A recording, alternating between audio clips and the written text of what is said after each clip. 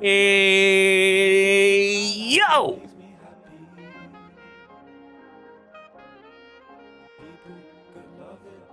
Ladies and gentlemen, happy freaking weekend!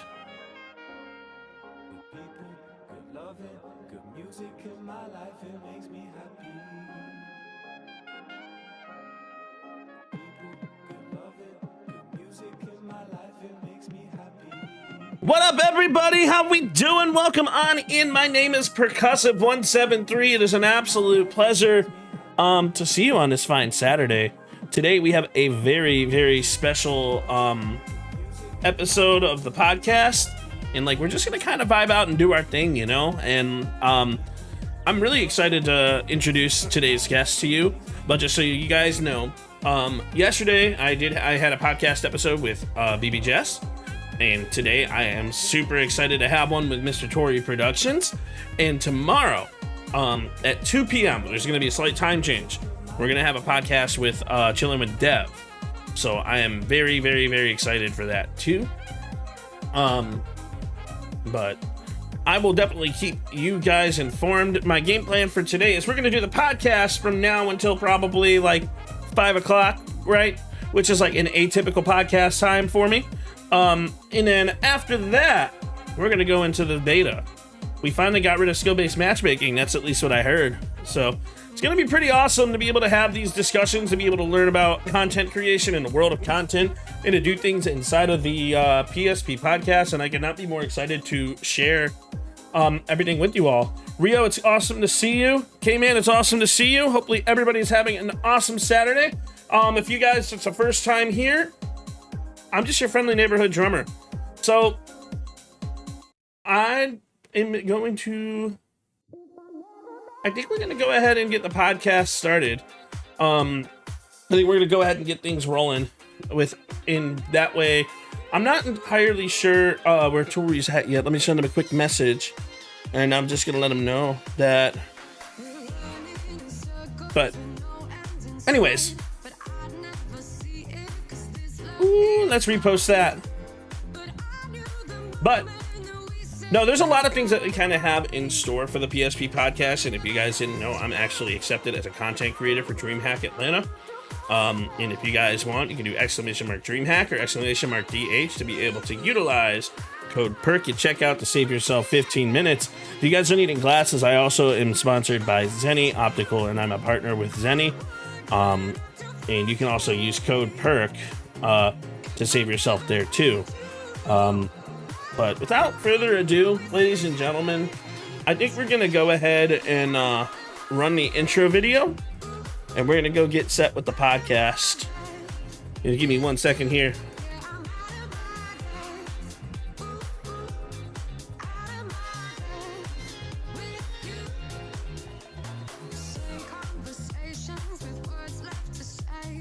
But all right, here we go.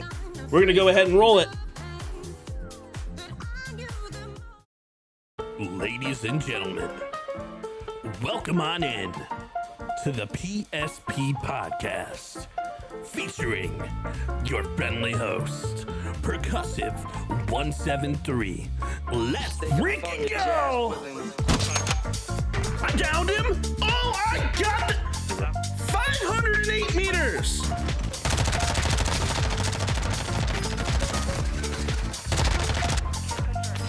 Literally, I'm pushing everything right now. He gets to Lockman. Dude, this Lockman is so good! Oh my god, I'm disgusting!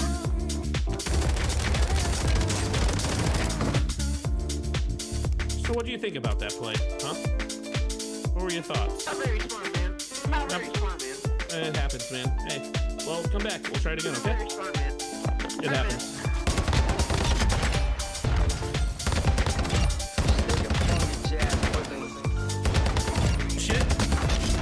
I'm just gonna shit on him. He's dead. Did I just ace? I just ace. Let's go. Just take a funky jazz with him. Easy triple. Ladies and gentlemen, it is my pleasure to have you be a part of the PSP podcast. And I'm your friendly host, Percussive173, and let's have a freaking party. Ladies and gentlemen, welcome on back to today's episode of the PSP podcast, where I am your friendly host, Percussive173, and today I've got a guest that brings straight energy, discipline, right to the heart of the streaming world, and I'm talking about Mr. Tori Productions, a 13-year-old USAF combat veteran, a fitness grinder, and a creator who has been holding down a streaming game for years. And if you guys are not following him, you can always go catch him over on Kick, where he's not just running FPS games and MMORPGs, but he's also keeping it real with the mental health and building a space for community and respect. And I am super excited today to welcome Tori into the PSP podcast. Tori, how are you doing today? I'm doing all right. Can't Doing complain. all It's right? another brand new day, brand new time. I do want to point out real quick for all the people who are quick on the pickup. I am not 13 years old. I'm 35. I did 30. I did 13 years in the Air Force. Wait, did I say 13-year-old? You said 13-year-old. So just to clear the record, there's your. I don't even think you can stream at 13 years old. You can stream at 13, but you can't serve at 13. So. I have my content brain going on. That is all. That's hilarious. That's really funny. You said yeah, he's a 13-year-old, veteran. I was like, I don't think that's gonna go over well anywhere except maybe China. That's about it. Maybe China, but maybe China. No, but being a 13-year combat veteran is absolutely incredible. It's insane. It's like going through with that. Like I'm sure you have we could talk about those stories forever. But that it's really impressive, and we definitely we thank you for your service. Well, I'd say you're welcome, but I have many thoughts on that topic that I've expressed quite well over the last few years. So for now, I will keep them to myself unless a question is asked. For now. Hey, that is very valid. Well, Tori, for those who do not know you, those who may not know you, why don't you give us a little talk about who you are, in case someone is in here and has no idea who you are. All right, I'm going to try to keep this short, sweet, and to the point, because usually my introductions are about an hour and a half long, and we get nothing done. Sure. My name is my call sign, or my name that I normally answer to these days, is Tori. As the man said, I have done roughly 13 years of service in the United States Air Force. I am combat related. I have deployed to Afghanistan, Kuwait, Jordan twice for multiple operations. So I am now medically retired. I have been in the streaming business for 4 years, roughly 2 years. Started off on Twitch, doing World of Warcraft rated Battleground, or what we like to call rated PvP, before moving over to Kick in 2023, late 2023, and I've been on Kick ever since. You mentioned mental health advocacy. I am very big on mental health for reasons which I'm sure we will deep dive into a little bit later. I believe in being yourself. I believe in authenticity and having fun with not only your online family, and I do call my community a family. So if you get confused as to that, no, my sister and my mother do not stream. My online family is the people that I have made friends and relations with over the course of my 10 years streaming. A lot of these fine men and women I have either come to meet or will meet, and they have been behind me and supporting me since I started back in 2021. I do MMORPGs, I do FPS, I do weightlifting, I do just chat. I am literally a variety streamer at its core. And like I said, we'll deep dive into all that here in a little bit. But thank you for having me on here. Like I said, I am streaming on Kick predominantly these days. Once we have a new rig, which is in works, we will be on all the social medias. May make a return to Twitch. We shall see. Don't hold your breath. But it'll be Kick, YouTube, TikTok. Yes, I finally made a TikTok account. For those of you who know me, I've been very vehement against TikTok. Unfortunately, I caved. So we have a TikTok now, and we'll be live on as many platforms as we can once that rig comes in. Right now, I am on a two computer system, but one is a very ancient computer which barely keeps up with chat, and the other one is a Frankenstein which barely keeps up with anything. So we do what we can. The beauty is you adapt, you overcome. So that being said, that is about as short of an introduction I can give without being into the 2 hour long introduction. So, and I'm sure we will cover all of that in due time. Yeah, absolutely. And like seeing the stuff that you put into place, like I know you're very vocal on your platforms and it's a really awesome thing to see too.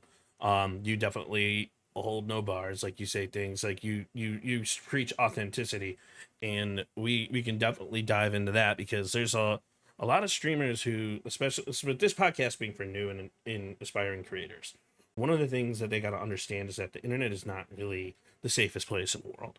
And we definitely need to understand as a new and aspiring creator that there are a lot of people who are going to say things just for the content, and they're also just going to say things just to kind of put pieces forward. But you're different. You speak your own mind. You speak in the manner of to allow everybody in, and like people really kind of flock to you for that because you're true to yourself. I've been in a couple of your streams where like you call people out for their bullshit when there's actual bullshit being done, and not just like you trying to do things for drama, where you have other people going around making content that's really focused on the whole drama aspect. And I think that's a really So admirable thing. here's my thing. I have done a lot of self reflection over the course of the last 4 years. When I came over to Kick, because I left Twitch due to Twitch moderation team being very lackluster in their job Mm-hmm. of containing hate raids, which for a whole year I had a hate raid from Twitch of people making bots saying that veterans should go kill themselves, that we were all Nazis, that we were Trump puppets, and that I didn't deserve to be alive. And after a whole year of reporting it to Twitch and Twitch doing absolutely nothing, I said, you know what? I'm going to jump over to Kick. I'm going to give it a fresh start. I can't take this no more because I had a lot of IRL issues, which I'm not going to deep dive unless asked into that, that compromised my own personal mental health. And when I came over to Kick, I had a few Twitch people follow me over. Shout out to Jill and Lunar and Moody. Um, and we started up from the ground up. And I started noticing a lot of behavior, and I got involved with people. And they say hindsight is 2020. Now I will tell you, people appreciate somebody who stays authentic and who doesn't come out here and who doesn't try to butter up to the brass or butter up to other people, and are here solely for themselves, right? But the problem is you're going to find out streaming is very much high school. Mm-hmm. You are never going to make anybody happy. You're not going to make everybody happy, not anybody, everybody.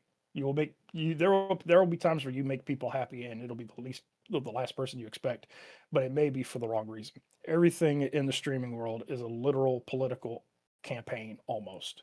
If you say certain things, you will not get certain opportunities. If you are very outspoken, people will turn away from you. If you come out and you speak on what has happened to you on a personal level with another creator, depending on how popular that creator is, people will try to cancel you for it because there's no way that that person could be wrong. It is stuff that I've had to deal with over the course of the last couple of years here on Kick. Unfortunately, I've had multiple people try to cancel me. I have had multiple people go out of their way to reach out to my sponsors to cancel me, to terminate my partnerships over the things that I have said. And I have gotten to a point now where I will speak on things if I feel that it's a need to speak on such things. I'm not going to come out here and I'm not going to put names out here because it doesn't accomplish anything. People are always people will always believe what they want to believe to make themselves feel better. That is unfortunately the sad reality of today's climate. So you have to. A lot of people like to come in here and they like to say protect your peace, right? I believe protecting your peace should be able to freely speak your mind with respect to what is going on and being able to get messages across without having to curb stomp people into the proverbial floor unless it's warranted. And by warranted, I mean like their pedophiliism, sexism, uh, the things that make you a very perturbed, disturbed, and very compromised individual to society that should not have a platform, right? Um, I used to be very vocal on a lot of things. I used to be very vocal on view botting, which I'm sure we'll get into. I used to be very vocal on emote spam, which I'm sure we'll get into. I used to be very vocal on people using others for their own personal gain, which which I'm sure we'll get into. There's a lot of things I used to be vocal on, and yes, I have aired dirty laundry. I have put names to faces, and it has cost me quite a lot. Um, It's kind of like one but of those things. Oh, go the ahead. thing is, the thing is in that moment and in that aspect, I had no regrets. Now, do I have regrets a little bit? I to a point. I do not regret addressing the problem because stuff that warrants being discussed should be aired. It should be discussed. I mean, for I can only speak for the people that live in the U.S., but in America, you have the right to debate. You have the right to free speech. You don't have the right from consequences for said speech, but you have the right to speak your mind. And in that moment, I did speak my mind. But there are always better ways of addressing things rather than just going straight to the internet and putting it on blast. And that is a lesson that I have had to learn time and time again because I am very emotionally charged when it comes to quite a variety of conversations. And instead of just reaching out and having a conversation, I used to be very bad at just, and I would do my best not to put names, even though people wanted names, but I would go out on the internet and I'd make a tweet and I would address the behavior and I wouldn't address the person, but yet people would be able to figure out who it was I was speaking about and then go and that's how the mill started. They'd go and they go tell the other person, oh hey, so and so's talking about you. They didn't name you, but they're talking about you. And then you'd It's have this because it's tit for tat high school, like you said. and it gets absolutely nowhere. And the only people it affects is yourself because that's your mental now tanking, and the people around you that are caught up in the firestorm. So I have done my due diligence, and it has taken me quite a long time to get to this point. But I'm at a point in my life now where yes, I notice behaviors, but I've also understood that some behaviors just don't affect me. It doesn't stop me from doing what I'm doing on my stream. It doesn't stop me from being able to be there for people who uh, value my presence, and it doesn't stop me from being able to entertain and to spend time with others. And I'm sure we'll get into all that in its own separate quantities and topics. But Well, that's kind of the gist.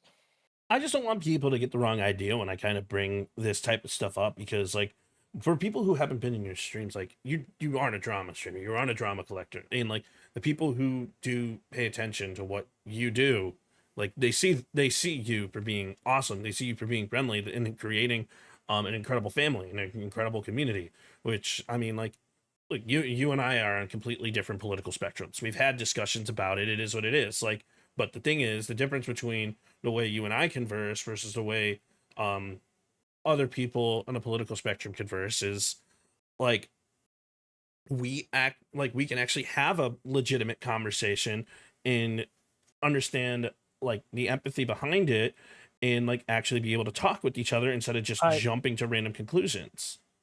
I let me make this clear. I am not political. I know you're not. I vote. You'll have to forgive me. My daughter is No, you're totally okay. my daughter's been in a mood here the last couple of days, and I have a feeling she probably just tried to dive bomb off the bed. Oh no. Her mom's in mama's in there though. Mom will handle it. Um, when I say I'm not political, and I don't like bringing politics up because there are people out here in this space that they have made their entire identity. politics, and then Yes. they wonder why people refuse to spend time with them, refuse to hang out with them, and it's because of how they address certain things. I've always believed you vote for the person who you think can do the things that you want them to do the right way. But above that, I believe you should be a decent human damn being. And I'm watching my French here because I know we're on a podcast, so bear with me. If You're you okay. cannot You be a are good, welcome to be as 18 plus as you want. if you cannot handle being a decent human being to others, I don't want you around me. And that was part. I had a situation a couple of weeks ago where I was emotionally and mentally compromised to the point where I was in a very dark place because people that I respected and people that I looked up to, and I said, okay, these people are actually, who they say they are. We're coming out here glorifying a murder on they were coming out here and glorifying somebody being murdered. Right. I have zero tolerance for that. I don't care who you are. I have zero tolerance for it, and there's absolutely nothing that makes that right. I agree. Um, and fun fact, if you're going to put me on a political spectrum, I am an independent. I I walk it down the middle, uh, and I refuse to do politics to a point when it comes to certain things. One, because past history, we weren't allowed to talk about our commander in chief being in the service. That was grounds for an RD-15 if it got too out of hand. But even now, being retired, there are things that I agree with, and there are things that I don't agree with. But the problem is when you go to speak on something in the emotional spectrum that is live streaming or content creation, if you speak your mind on anything that happens in the political world, be prepared to just get stripped down bare naked and ran through because people are going to insinuate that because you don't agree with their viewpoint, you are wrong. You are a problem. You don't deserve to have a platform, regardless of how valid your viewpoint is. If you do not agree with people, somebody somebody's going to take you to task, and that's where I go back to you can't make anybody happy. So for when you're live streaming and you're doing stuff like this, I like when it comes to politics, and by politics I mean what happens up on Capitol Hill, leave me out of it. I do not care. When it comes to military movements, when it comes to how people act towards others, I have my own viewpoints and opinions on it. But again, as a content creator with brand partnerships and sponsorships on the line, you have to watch how you approach these topics and how you speak on such topics because all it takes is one angry dude with a burning passion and nothing to do to try to go out of their way to cancel you. And Exactly. it's again, you can't make anybody happy because if you don't agree with them, you're automatically wrong. So The brands are always watching, and you can't forget that. You never know who's actually watching your stream. I know people will like give you all these streaming tools like Mix It Up or StreamerBot, or like to be able to see like the viewers that are currently in your streams, to be able to see what viewers are there. But like honestly, it's like it's that's not the point. It's like none of that stuff is actually accurate enough where it's gonna detect somebody like right away and to be able to populate their username and be able to populate that. And it's like you never know who's going to be watching you. So why not just be respectful and be but also be real. And that's the I guess the point that I was making when I was bringing some of this stuff up. It's I sure can I some can people go ahead. I could sum that up even better for you. It is Sure. not that hard to be a decent human being and to conversate like one. Absolutely. And that's It is something that not the I hard. preach constantly. That is so you have over 4 years of streaming experience. What would be the biggest lesson that you learned about content creation during that time? What is something that you want these new and aspiring creators to know? Stop stat chasing. I agree. So I'm going to bring in a little bit of military history, a little bit of military insight to this, and I'm going to compare it to streaming, and hopefully people can make the connection. When I was in the military, I was an F-16 crew chief, 2 Alpha 373. For those of you who want to check my MOS, it is what we call a tactical aircraft maintenance specialist, TAMS for short, but in even shorter format, crew chief. We turned wrenches for a living. And one of the very big things was we were constantly working 14, 16-hour shifts, while other people who were higher ranked than us worked 6 to 8 hour shifts and then acted as if we had just gotten on shift and were fresh. And we started burning ourselves out, literally trying to do our job and fix aircraft and do certain things. And we ended up going to the production team. Now, in the military, there's two teams. You have flight chiefs, which take care of our personnel. You have production, which takes over airplanes, the job. And as the production team so eloquently put it to me when I went and I told them, hey, this shit's getting out of hand, quote, we don't give a shit about people. That's not our job. We give a shit about airplanes and FMC rates and chasing numbers. Go talk to your other people about that. Unquote. Now, how does that translate to streaming? I know everybody's been looking at Twatter here lately, and yes, it is Twatter, not Twitter, not X, Twatter. Everybody's been on Twatter about the whole Twitch stink and lurkers being removed and view counts being down half and this, that, and the third. And to be perfectly honest, to me, when people come out here and make posts like that, you are stat chasing. You are chasing the numbers, you're chasing the view counts, you're chasing uh, information and forgetting as to what you should be doing, which is entertaining and being there for the people that are there.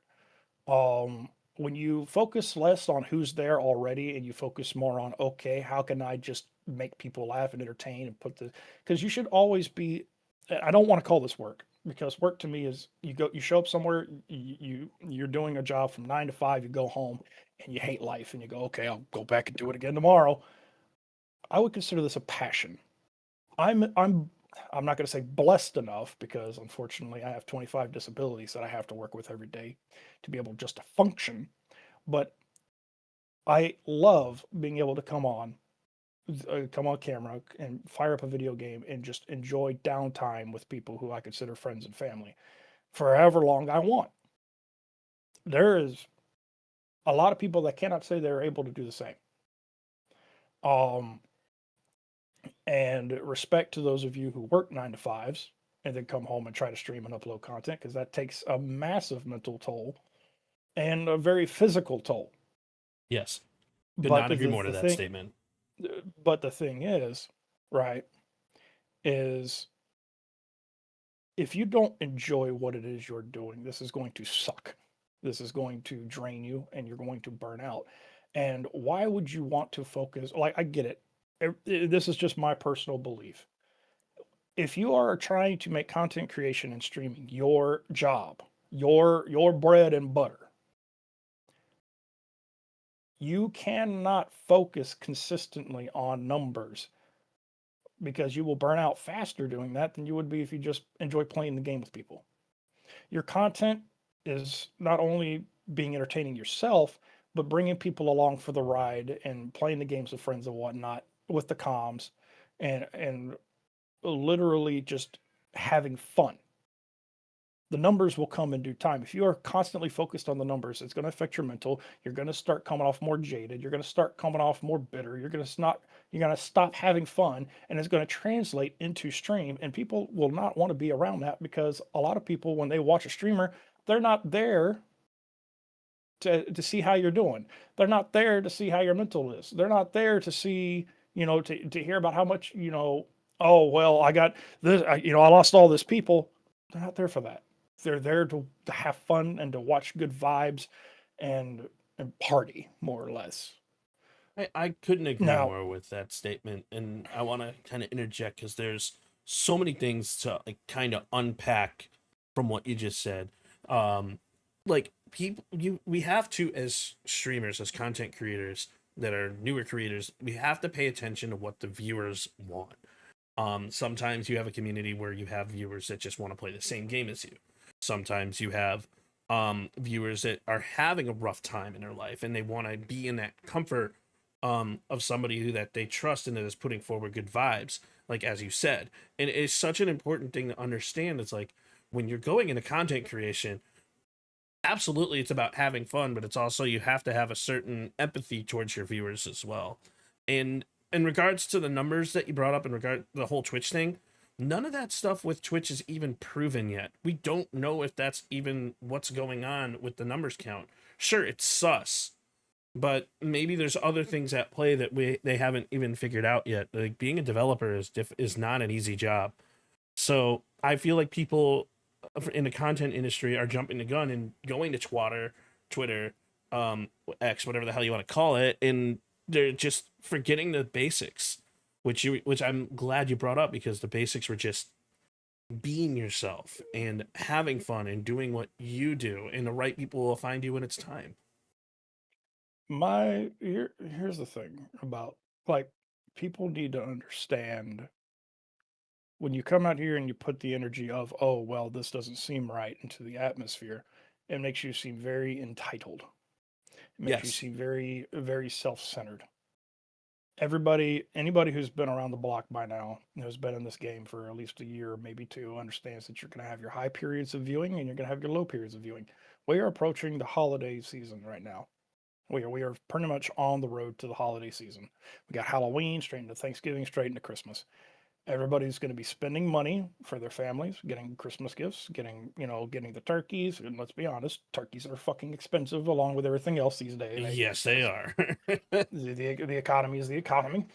Um, and it's going to take up a lot of time that people don't have like they used to when it comes to being able to pull up a stream, or being able to pull up being able to lurk. And you have to be grateful for the people that are able to pull up. Um, and when it comes to being having a what I call a safe place to be able to come in and vent, there's a lot of streamers out here that don't like drama. They don't like drama dumping. Drama dumping, trauma dumping, same thing. They don't like it. And I still believe that you should be able to be there for others, right? Because I was at a point in my life where I had no one. My flesh and blood wouldn't talk to me. I was going through a divorce. I couldn't talk to my kids because they were overseas. And then when I went to mental health, the military pretended I was no longer a person, much less breathing. Uh, and obviously that led to several things that I'm not proud of. It led to several decisions that I tried to take, and thankfully it did not work out. Um, but I believe in being here for people as much as possible because of that. Now, I for the longest time I was told, oh, you seem like an empath. You seem like an empath. You seem like an empath. You seem like a really large empath. And I kept telling myself, no, no, no, I'm not an empath. I don't know what you're talking about. I'm a redhead. Gingers have no souls. Why would I care? And then I hit a point a couple of weeks ago.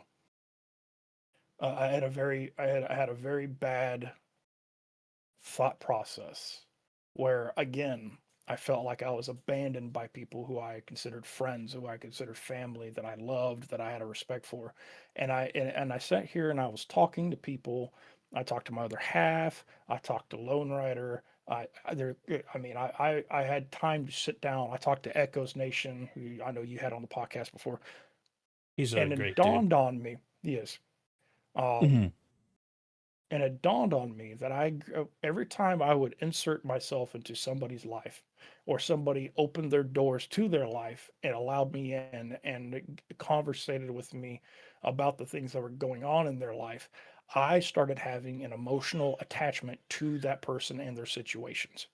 That is very, very dangerous, because of the fact that if something were to happen and you and that person no longer agreed on things, or you had a miscommunication or falling out, now it's affecting you mentally and emotionally because of the establishment that you've made. And that's where I wound up being, and I went back into that dark place for the first time in a while. And I had to tell myself, say, okay, I can't do trauma dumping and chat anymore. I can still be here for people. You utilize the Discord, surround yourself with people who share the same vision as you, that care about other people. that care about other people's life, care about other people's, mental health, stuff like that, have help. It takes a village to raise a person, is what they used to say. And the thing is the village still has to be there even when you're old and grown, because there are some things you just cannot do on your own. It will overwhelm you, like it did me. So I am a very firm believer in having and surrounding yourself with people who are genuine people who share the same thoughts and views as I do when it comes to wanting to be there for other people. Now, in the same breath, there's two sides of Mhm. this coin. You're going to have people that claim they care about others, and the moment that you are not, the moment they see they cannot get anything out of you, they leave.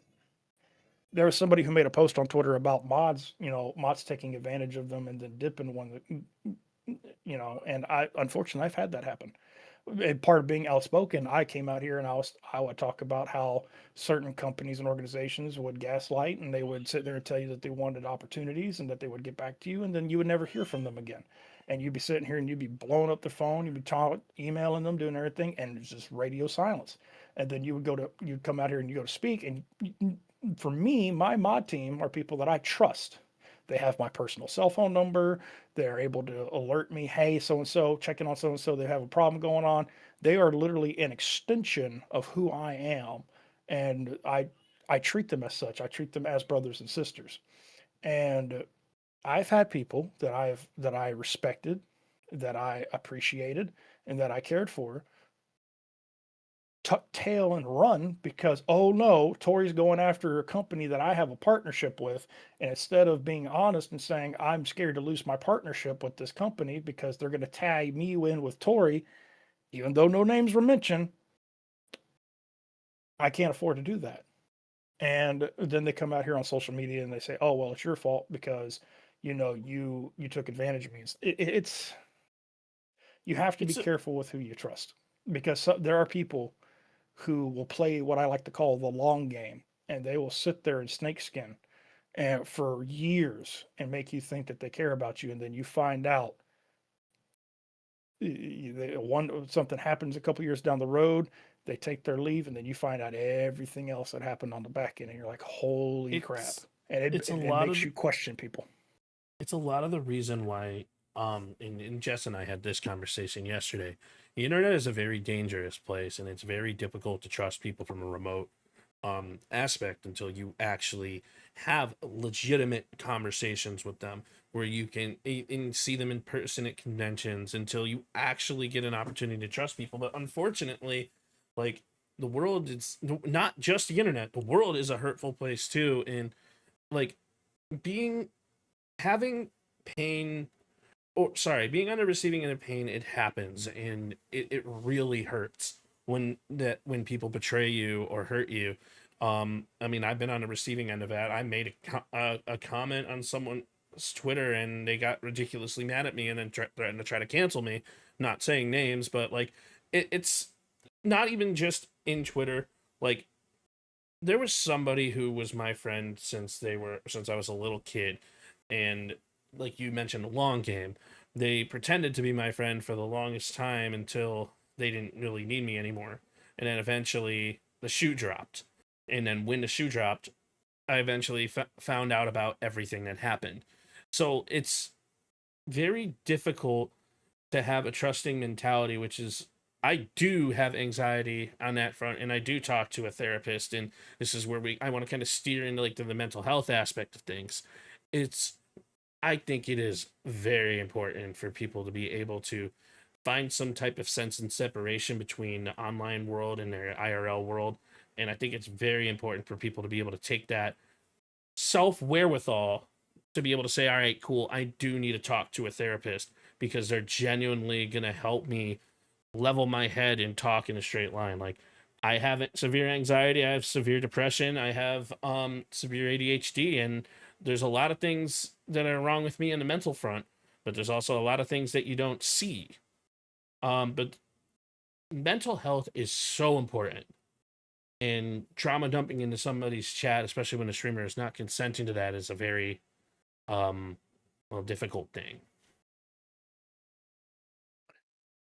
So I'm going to catch some flack for this. Yeah, go for it. Um, I'm going to take the Tory personage off, and I'm going to speak as just me, as the airman, as Jeremy here. All right, and Sure. I don't, y'all, I've doxed myself so many times at this point. I don't really care. There are people out here, and by here I mean in the world, regardless of streaming or whatever, that genuinely care about mental health, and then there are people who use it as a facade to get along with other people and don't really care. Um, I have called myself a mental health advocate for a while, because of the fact that I know what I go off of personal experiences. And there's, if I were to rattle off everything I have gone through, there'd be so many trigger warnings on this podcast. We would be here all fucking day. Sure. I'm not going to do that to people. Just understand that when I tell you I've been through about damn near everything that the book has, that's not a bluff. Um, the problem I have is when people come out here and on social media, or they come out here on streams and they say they're a mental health advocate. They're a mental health advocate until something rubs them the wrong way, and then they're no longer a mental health advocate. They start blaming people for trauma dumping. I want to make this perfectly clear. If you are a mental health advocate, if you're 100% a mental health advocate, I personally believe that you should be able to understand what people are going through without being a dick. If people are coming into your chat and they are being genuine, and I don't mean coming in, oh, with the usual trolls, oh, yeah, I was taking a poop and my colon fell. Like, we're not talking about that kind of trollish behavior, right? I'm Mhm. talking about, hey, I, I've had a bad, because as streamers, we like to open up the floor when we see somebody new, or we see somebody that comes in. Hey, man, how you doing? How was your day?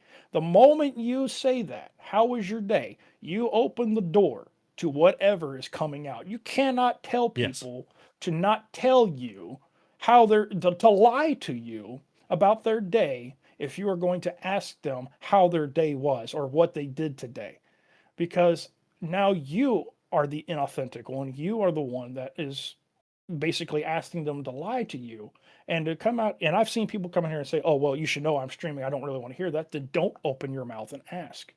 Use Right. some common sense. Be like, hey, I hope you had a good day today. That's not, if they said no, it's like, okay, well, if you want to talk about it, hop in the Discord. Shoot me a message on Discord, shoot me a message offline. Don't ask people how their day was if you, one, you don't want to know. Two, if they tell you they had a bad day, there are creators out here who ask them to elaborate. Don't ask them to elaborate. I've made it a point, and I've had to adjust my rules. But back when I allowed people to trauma dump in my stream, I would ask them, okay, well, do you want to talk about it here? Do you want to talk to me offline about it? I gave you the option. And there were people that were so comfortable with who I was as a person and with how the stream was, they would not bother to go offline. They'd air it right there in the chat. And you know what? At that, when I was allowing that, it did not bother me, and it did not bother most of my moderators. Let it ride. That's what we were here for, was to be here as a support pillar. One of the things that I want to bring up on that is, like, the moment you do feel comfortable enough to open it up to the chat and that person decides to type in the chat, that VOD's gonna always be there. And, like, keep in mind that they're putting that in the public at that point. But that's something that, as a viewer, you kind of have to understand that, like, anyone could go back to the VOD and find that specific message and the timestamp within it. So it's like, it's a lot of people kind of forget that there's a self-awareness that needs to happen before acting out in a public and online environment. And I actually wanted to shout you out because you said, like, one, that you opened up your chat for people to be able to reach out to you. There was a day way back when, where I was going through some real, like, ridiculous shit, and it was, like, really stupid, but it was affecting my mental health pretty heavily. And I was in your stream, and you even said, hey, how you doing, Perk? And I'm like, I'm not doing great, but, like, you know what, I'm surviving, I'm here. And then you did open the door, and I did message you, and you did help with your responses and the stuff that you said. So I kudos to you for even being able to do that. It's not something that everyone is capable of doing. But Well, the because point, mostly everybody wants to make a public stunt out of it. right? And And that's something else is people assume that they are entitled to know what every person is going through, regardless if they're on camera or off camera. Because yes, when somebody comes out here and claims to be a mental health advocate, their first instinct is, well, what have you done for somebody lately?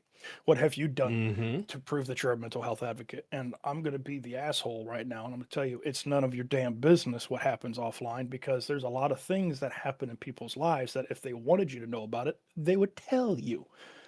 It's If they the didn't self come to and you and they didn't tell you, that means that they don't trust you enough, or they don't know you well enough to be able to share that information with you. Now, going into what you said about having enough common sense to understand that videos and whatnot will be left online and people can go back and research. Yes, there are plenty of weirdos that when they have a bone to pick with somebody, they're going to look for dirt, no matter what, no matter where it comes from, to try to not only start drama, because that's what they feed off of, but to also make you look bad.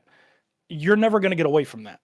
yes, And there's plenty of people in this space that, when you've tried all methods to talk about what's going on and you get ignored by anybody, whether it's family, fellow streamers, whatever the case may be, you're going to go somewhere where you know somebody's going to hear you out in the very least, and you're going to air it because you know that's a spot that you can air your stuff out regardless of how other people take it, because you've exhausted all other options.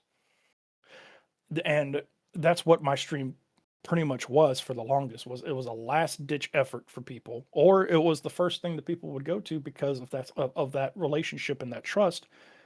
And if it was something very serious, then they would talk to me offline about it. I can't begin to tell you how many times, and I've stopped. I've been offline. I've been in the middle of Walmart, and I had to pick up a phone call because somebody lost their son. Or I've woken up and I've almost started a manhunt because there was an issue that happened, and somebody got so far into their head that nobody could find them. They started acting irrationally. I can't sit here and begin to tell you all the situations that I've gone through where I've been there for people, but you would never have known about it because it wasn't aired. But and that's the that's a thing huge. is, Go ahead. go ahead. Sorry. No, no, no. Go ahead. Go ahead. I Go was ahead. I was saying like if that's the whole thing, it's like because there is a separation of offline versus online, and in certain people will talk to people about certain things because that's just the type of friendship or relationship that people gain over time through trust, through communication, and friendship, mental health, streaming. They're all different journeys, and those are the journeys that only you have control over.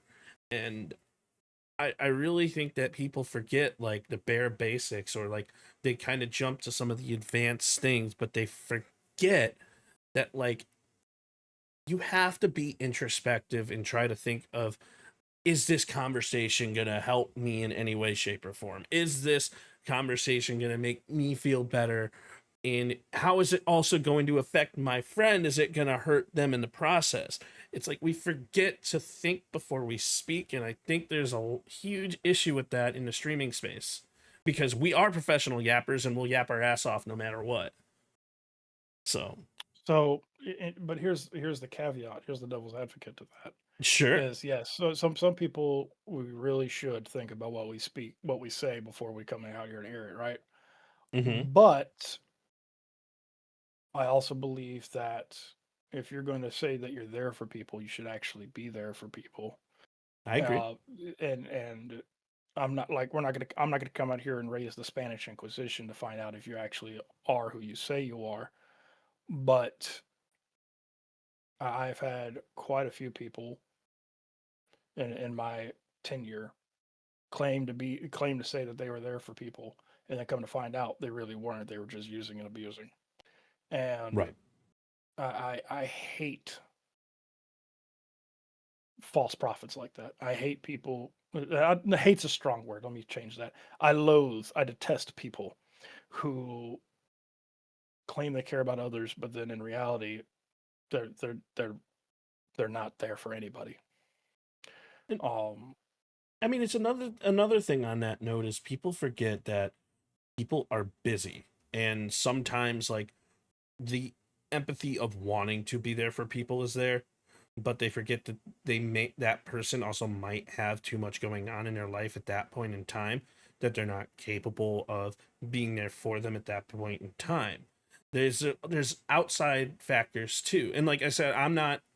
I mean, like we're not oh, trying to figure out. Yeah, everybody's got a life. Everybody's got a life to live. right. Everybody's busy.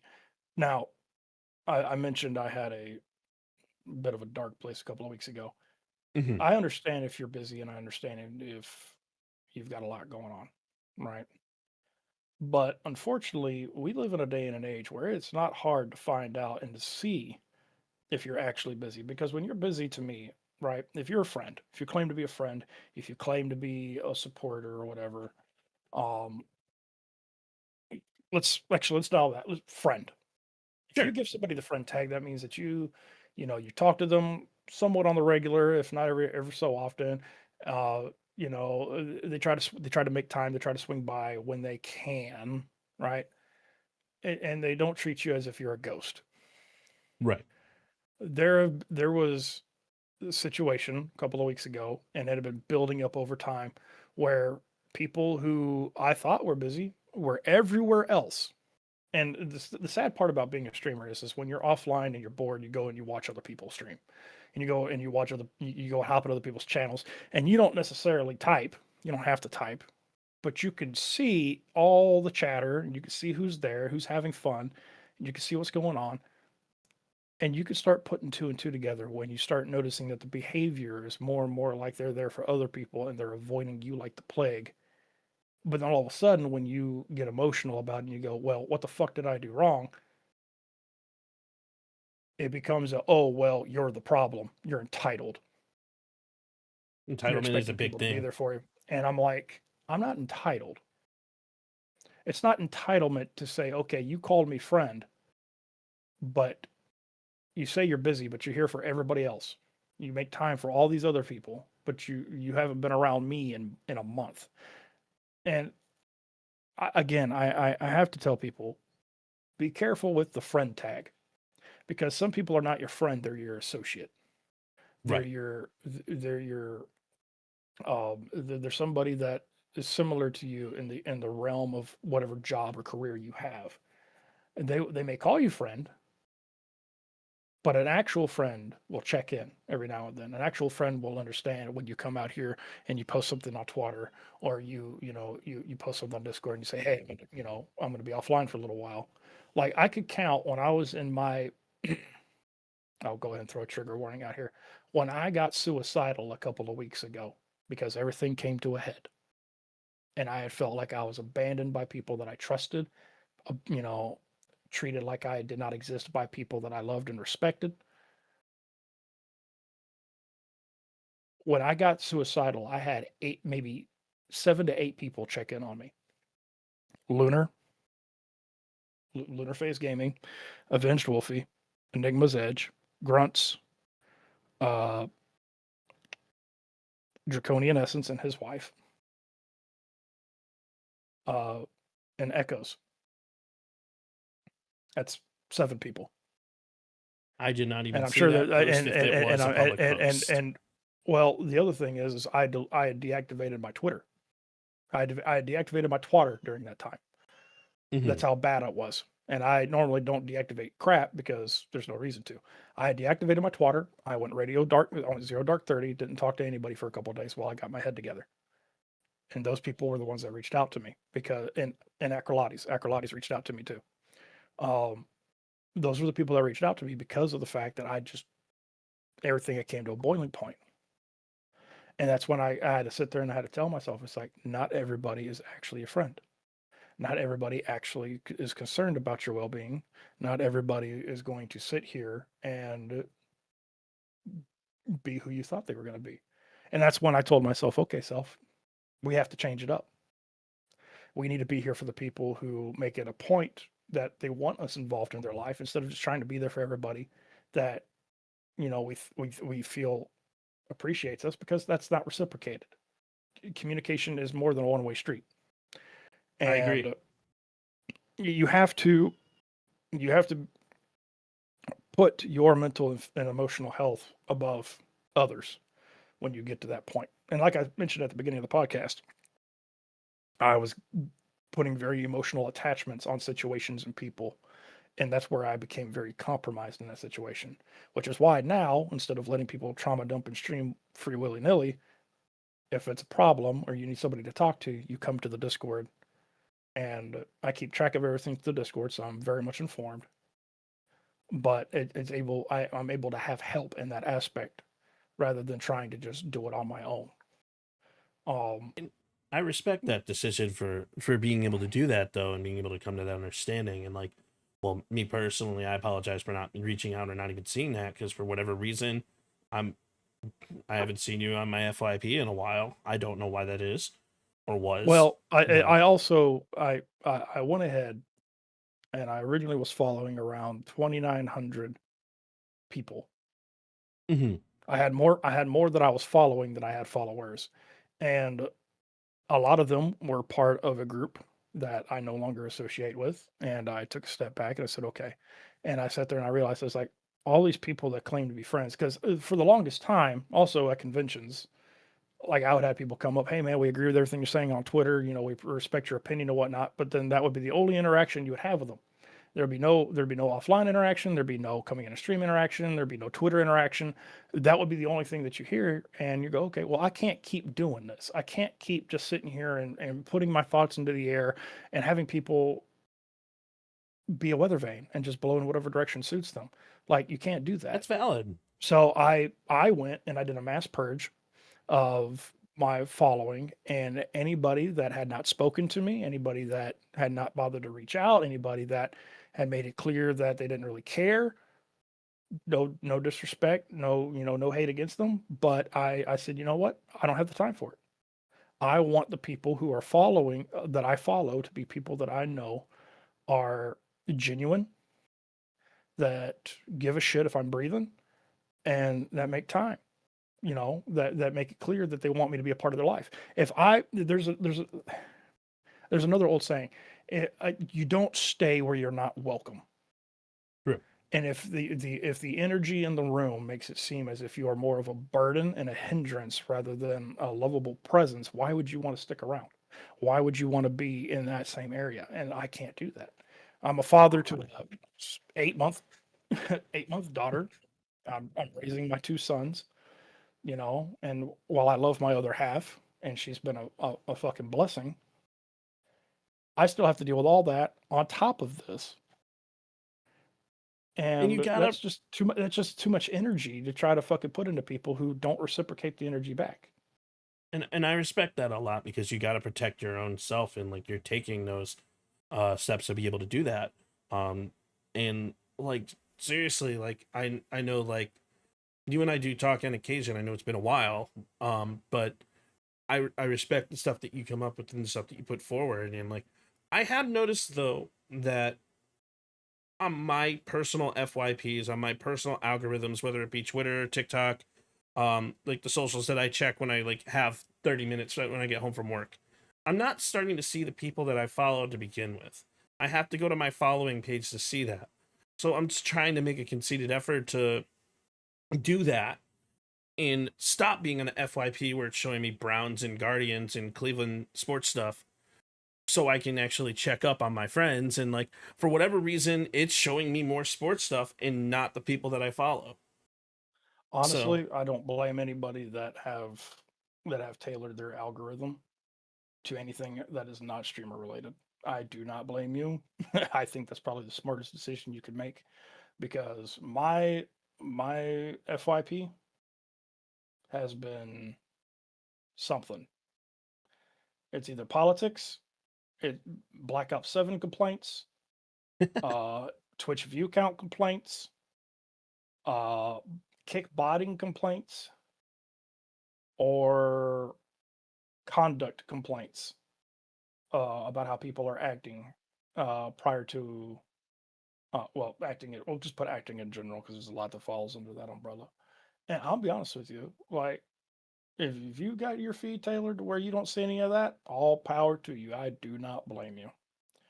That's kind of Um, where my feed is. It's all Cleveland stuff. It's all my Guardian m- stuff. I thought when I purged my crap that I'd be able to get rid of all that stuff.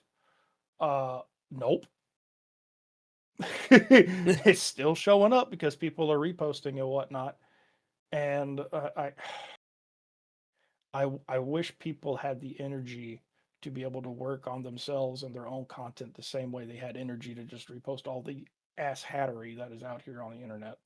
Because Right. good lord, if some of y'all would have been partnered and then some with the amount of energy you have to give to things that are just trivial in life.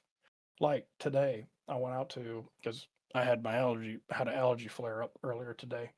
Mm-hmm. Um, I went out to Dollar General and found out that three kids lost their lives because some dude took a car, fucking stole a car, and decided to put bullets in them and then run off and wreck the car. No reason as to why. Just and the kids were my son's age, and you have to sit here in hindsight, right? And you have to with everything going on, with everybody jumping up and down and celebrating people, people, people being assassinated, and you have to go, what happened to us? There's so much more to life than arguing about semantics. Like, what happened to just being a decent human being That's the and just question I ask every enjoying day. and just enjoying the fact that we're able to do the things that make us happy and celebrating other people's wins. Right.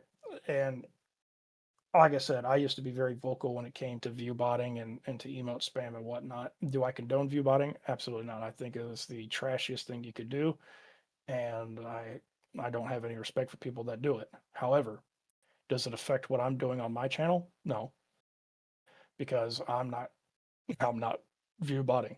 I don't care for it. Like so, therefore, it doesn't affect me. And I want people to think that they're smart enough to be able to tell who's doing it and who's not without me having to come out here every day and beat the proverbial dead horse with a stick like some people like to do and go, this person's viewbotting, this person's viewbotting. Like at some point, your common sense has to kick in because whatever deity you believe in gave you brain cells to be able to think and to be, and to be able to uh, troubleshoot situations and go, hey, this doesn't look right. Maybe I should stay away from this and just keep doing what I'm doing. Like, I want to believe that people have that kind of ability to do such things, which is why I stopped talking about it as proactively as I was because it doesn't do anything. Like, I'm not view botting, therefore, that doesn't affect me, doesn't affect my algorithm, it doesn't affect what I'm doing here on stream. Is me view botting going to magically get me partner? No, it's not. That I've pissed is off too many people. I've pissed off too many people for that. Um, that's and my it's just like, mentality on viewbotting as well. I don't do it. It doesn't affect me. If they do it, that's on them. That's their unconscious decision. and it's like with the emote spam and whatnot. Like there's so much more to life than me trying to give a crap about things that like I used to be very vocal about, and like once I hit that dark place a couple of weeks ago, and then just dealing with life in general, like the things just keep telling you, hey man, you could walk out your door and never come back. Stop worrying about things that won't affect you. And it's just like, okay, you know what? You're right. Let me not worry about these things. Let me focus on having fun and doing what I'm doing over here and just enjoying my life. That's a huge thing. Is like it is crazy as the streaming world is when it comes to like all these different things that are going on.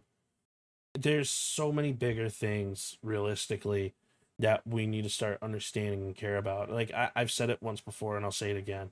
I feel like a lot of just people, not just streamers, are just forgetting the basics. They're forgetting the basics of humanity. They're forgetting the basics of like being just a decent human being. And you said it before, like what happened to being a decent human being? I don't What think happened? it's I don't think it's a matter that they're forgetting. I think it's a matter that they know, but they don't care because they're out here trying to trying to rage bait, trying to generate views and clicks and whatnot. Because again, majority of these streamers out here don't want to admit, don't want to tell you that they're stat chasing. They're out here chasing numbers. So any publicity is good publicity to them because it gets eyeballs on what they're doing, and they think that no harm and no foul business can come to them because to them it's just a game. It's just Right. views. It's just clicks. It's just you know, oh, nobody's gonna do anything seriously. And I hate to tell you all this, but we have already exited the fuck around phase, and we are now in the find out phase. And people are Yes. going to keep fucking around, and then they're going to get the surprise Pikachu face when they find out, because there's going to be people who do not think like you or I, and that want to take matters into their own hands. And I do not want to be on the receiving end of a phone call to find out that somebody I considered a friend in the streaming space lost their life because they decided to go run their mouth on a social media platform, and they found out the hard way because somebody had the time to go look up their IP and figure out where they live. And there are people out here who do that. There are people There out here are. who have the time to look up their IP and to look up every single bit of personal information that you have, and they will come find you, and they will take matters in their own hands. And I do not wish that on anyone. I The really doxing don't. is real, and that's why yesterday I said everyone needs to take a course in cybersecurity if you're deciding to go into content for a couple different reasons. Um, Doxing happens a lot more than we want it to, and this is a huge problem in the streaming world. I know this might not be the full route of what you're trying to go here, but this is just kind of the mentality that I have when you're talking about people finding someone's IP and finding out information and being able to screen grab or capture the stuff that they're currently doing on their devices. It's like, I really think, and I genuinely think that every single streamer should be taking a bare minimum basic course in cybersecurity so that you can learn how to protect yourself and try to prevent people from doing things. Me personally, I have a honeypot. It's going to assail somebody that I live in Tremont in Cleveland, Ohio. I don't. But you can think that. I don't. I live somewhere in the Cleveland area, but it is not where that IP says that I am. And honeypot being a cybersecurity term where I have a server that runs certain things, it's going to pull people in. I've had people try and pull my IP. They're like, oh, well, I see all these computers on your network. I see Perks PC. I see laptop JV MORDG. And I'm like, yeah, those are honeypot computers that I put into a place for you to be able to try to find and get information, because you're not going to be able to get the actual information. Well, But the other thing is it's not just IP addresses.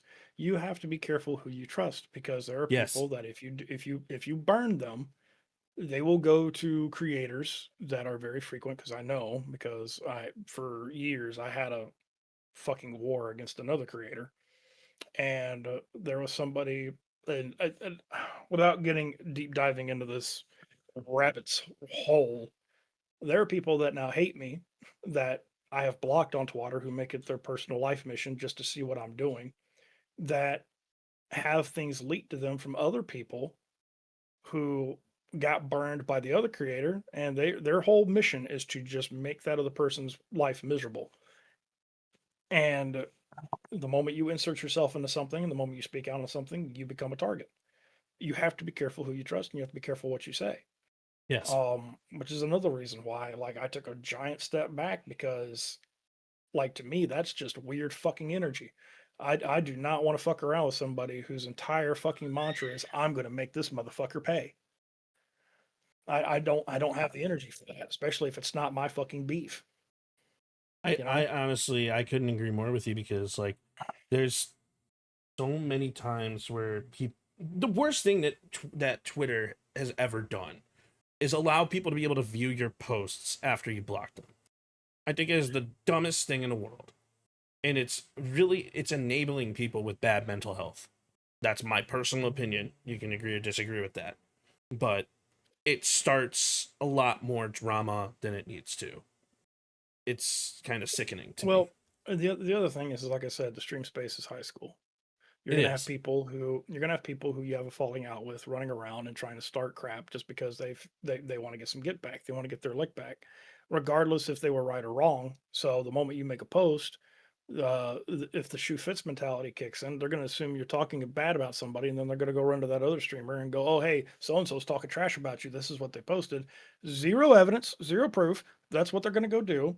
And then that streamers, instead of using the phenomenal brain power that they have, they're going to go, "Oh yeah, you must be right," because they also want to get a kickback. And then they come out here It's and they make their own little post or whatever, and then you have this tit for tat that doesn't happen. We had a situation, and I will put this on blast because I can. She's no longer in the stream space.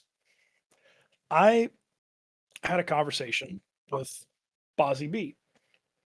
Um, and for the longest after that conversation, I thought we were good. And then I come to find out from other creators who knew her that she had been running around behind closed doors and telling people that to not associate with me at all, and then yelling at people for participating in the charity events that I was doing because of who I was, just because she did not like who I was.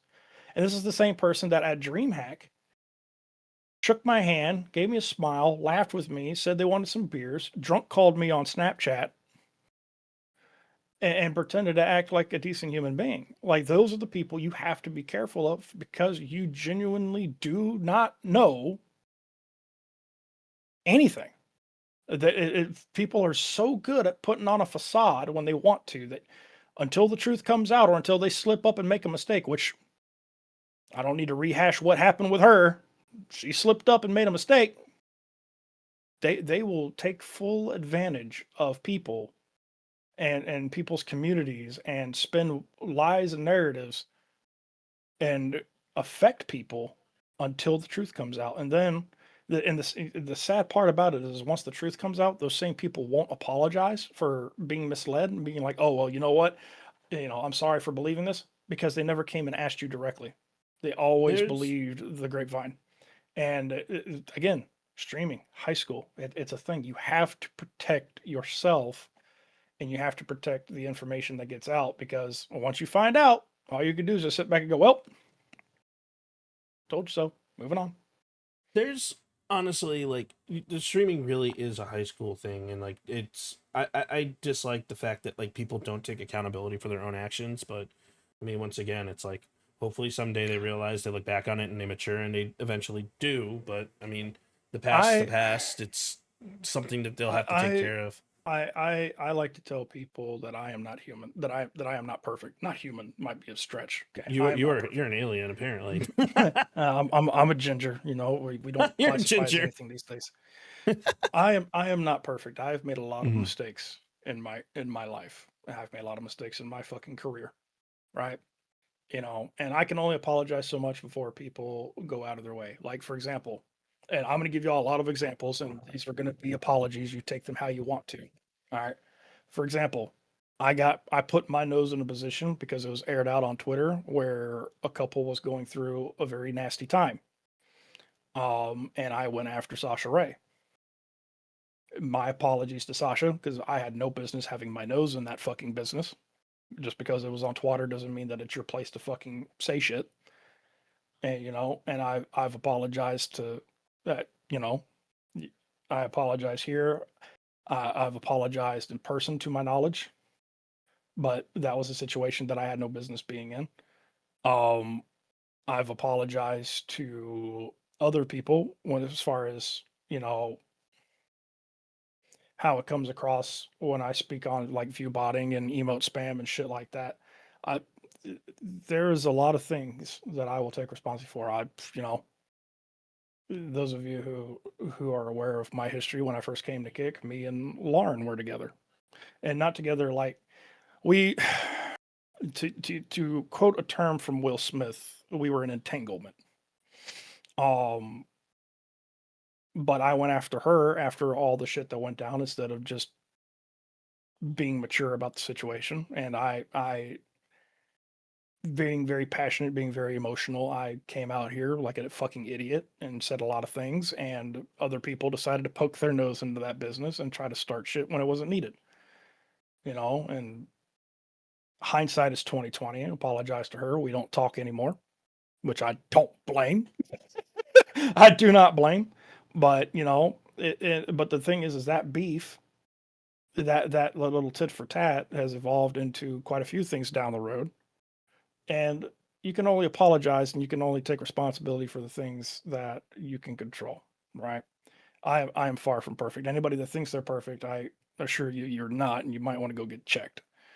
Um, We're all now human. there's, yeah, there's some things that I will not apologize for, and I'm not going to air that out. But there are there's again, growing pains. It's painful because you're growing and you're learning and you're trying to mature and you're trying to be better than the day you were before. And yes, I'm 35 years old. Yes, it's taken quite a long fucking time. But to be able to sit here and say, yes, I apologize because I should not have done these things, and to be able to understand how to be a better person moving forward, yeah, I'll take that. I have no problem admitting that. And for me, it goes a little bit slower. As most of my regulars know, I was diagnosed with traumatic brain injuries from my time in the service, which is partially why I'm medically retired.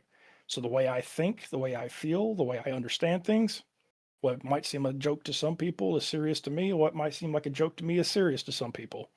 It's very hard to read body language sometimes, or it can be very misleading, and I have to sit there and I have to ask questions again and again just to confirm, but because I may or may not understand what's being asked or what you're trying to explain to me. And it's not an excuse. Let me make that clear. It's not an excuse, but it is something that I have to get over, and it's something I have to kind of work through and be able to continue doing what it is I'm doing. And I'm trying to make strides with that. I'm trying to do what I can with that. But it's a matter of just coming to an understanding that there's more to life than just coming out here and rage baiting and thinking that you have to insert your opinion into every single fucking thing when you don't. You really don't. I Like, absolutely agree with you. It's there is more to life than like rage baiting, and there are certain styles of content that, as a viewer, I would want to consume.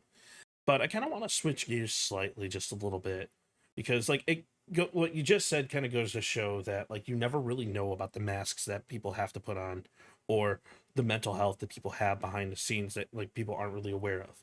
We talked about some of the drama space that is the Twitter world, that is the streamer world. We've talked a lot about mental health, and we've talked about a whole bunch of different styles of things when it comes to content and what to pay attention to and what to learn. Now, what I want to kind of switch gears to is on a completely different end of the spectrum. Is I want to talk about the good analytics, that the good numbers that us content creators should start paying attention to if we want to grow. So, do you have any thoughts on what numbers we should be paying attention to, whether it comes to content or whether it comes to streaming? so I am not on the level of BB Jess or Sasha or Echoes or anything like that. I do not field those numbers. So I'm going to address this and I don't want to put an emphasis on the size of a creator. I know a lot of us like to try to call ourselves small creators or medium sized creators. And to me, when you do that, you put yourself in a box. You put yourself behind the eight ball because you're setting yourself up for, okay, this is what I can handle.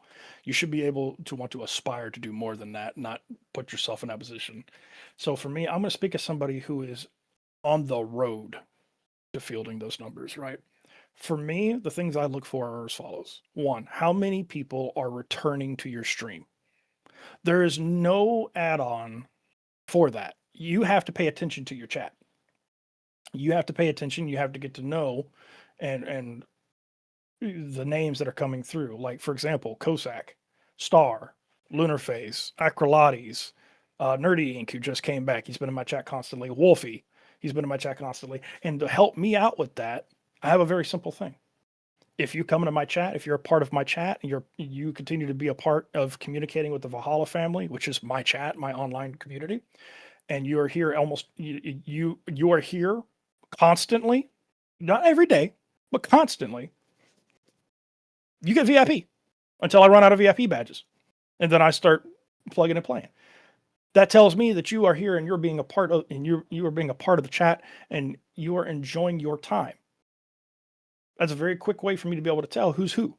Mods have that extra level of trust. Like I said, they have my personal cell. They are an extension of being able to be there for people when we know that something's going on within the community, within the family. They reach out, they find out what's going on, they reach out to me, hey, keep an eye on this person. Then I can reach out to them and go, okay, sure, not a problem, what's going on. That's where that level of trust comes from. But being able to tell who your regulars are, that's when you know when you start having more regulars than normal, that's how you're growing. Do I leave my viewer count on? Yeah, I leave all the stats on. And the reason why I leave all the stats on is because the fact that for me, it is a curiosity factor. It's a double-edged sword. Depending on what you're doing, depends on like if you're playing World of Warcraft and you're averaging 20 to 30 viewers, you go to play Warzone, you're averaging 10. Okay, you know that the majority of your community enjoys World of Warcraft. Not a problem.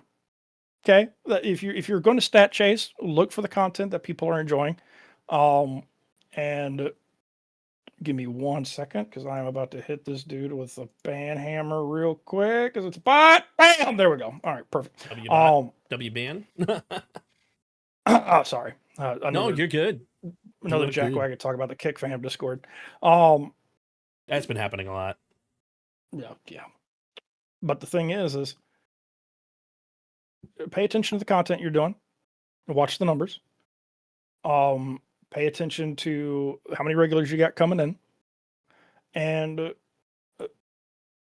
hopefully you're putting stuff on social media as far as Twitter, as far as YouTube Shorts, Instagram Reels, TikTok.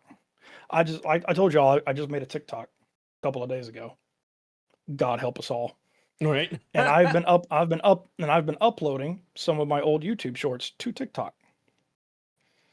And it's funny because there are people who don't come around the stream, don't engage with me on YouTube or anything like that, but they're on TikTok and they'll sit there and they'll watch your videos and whatnot.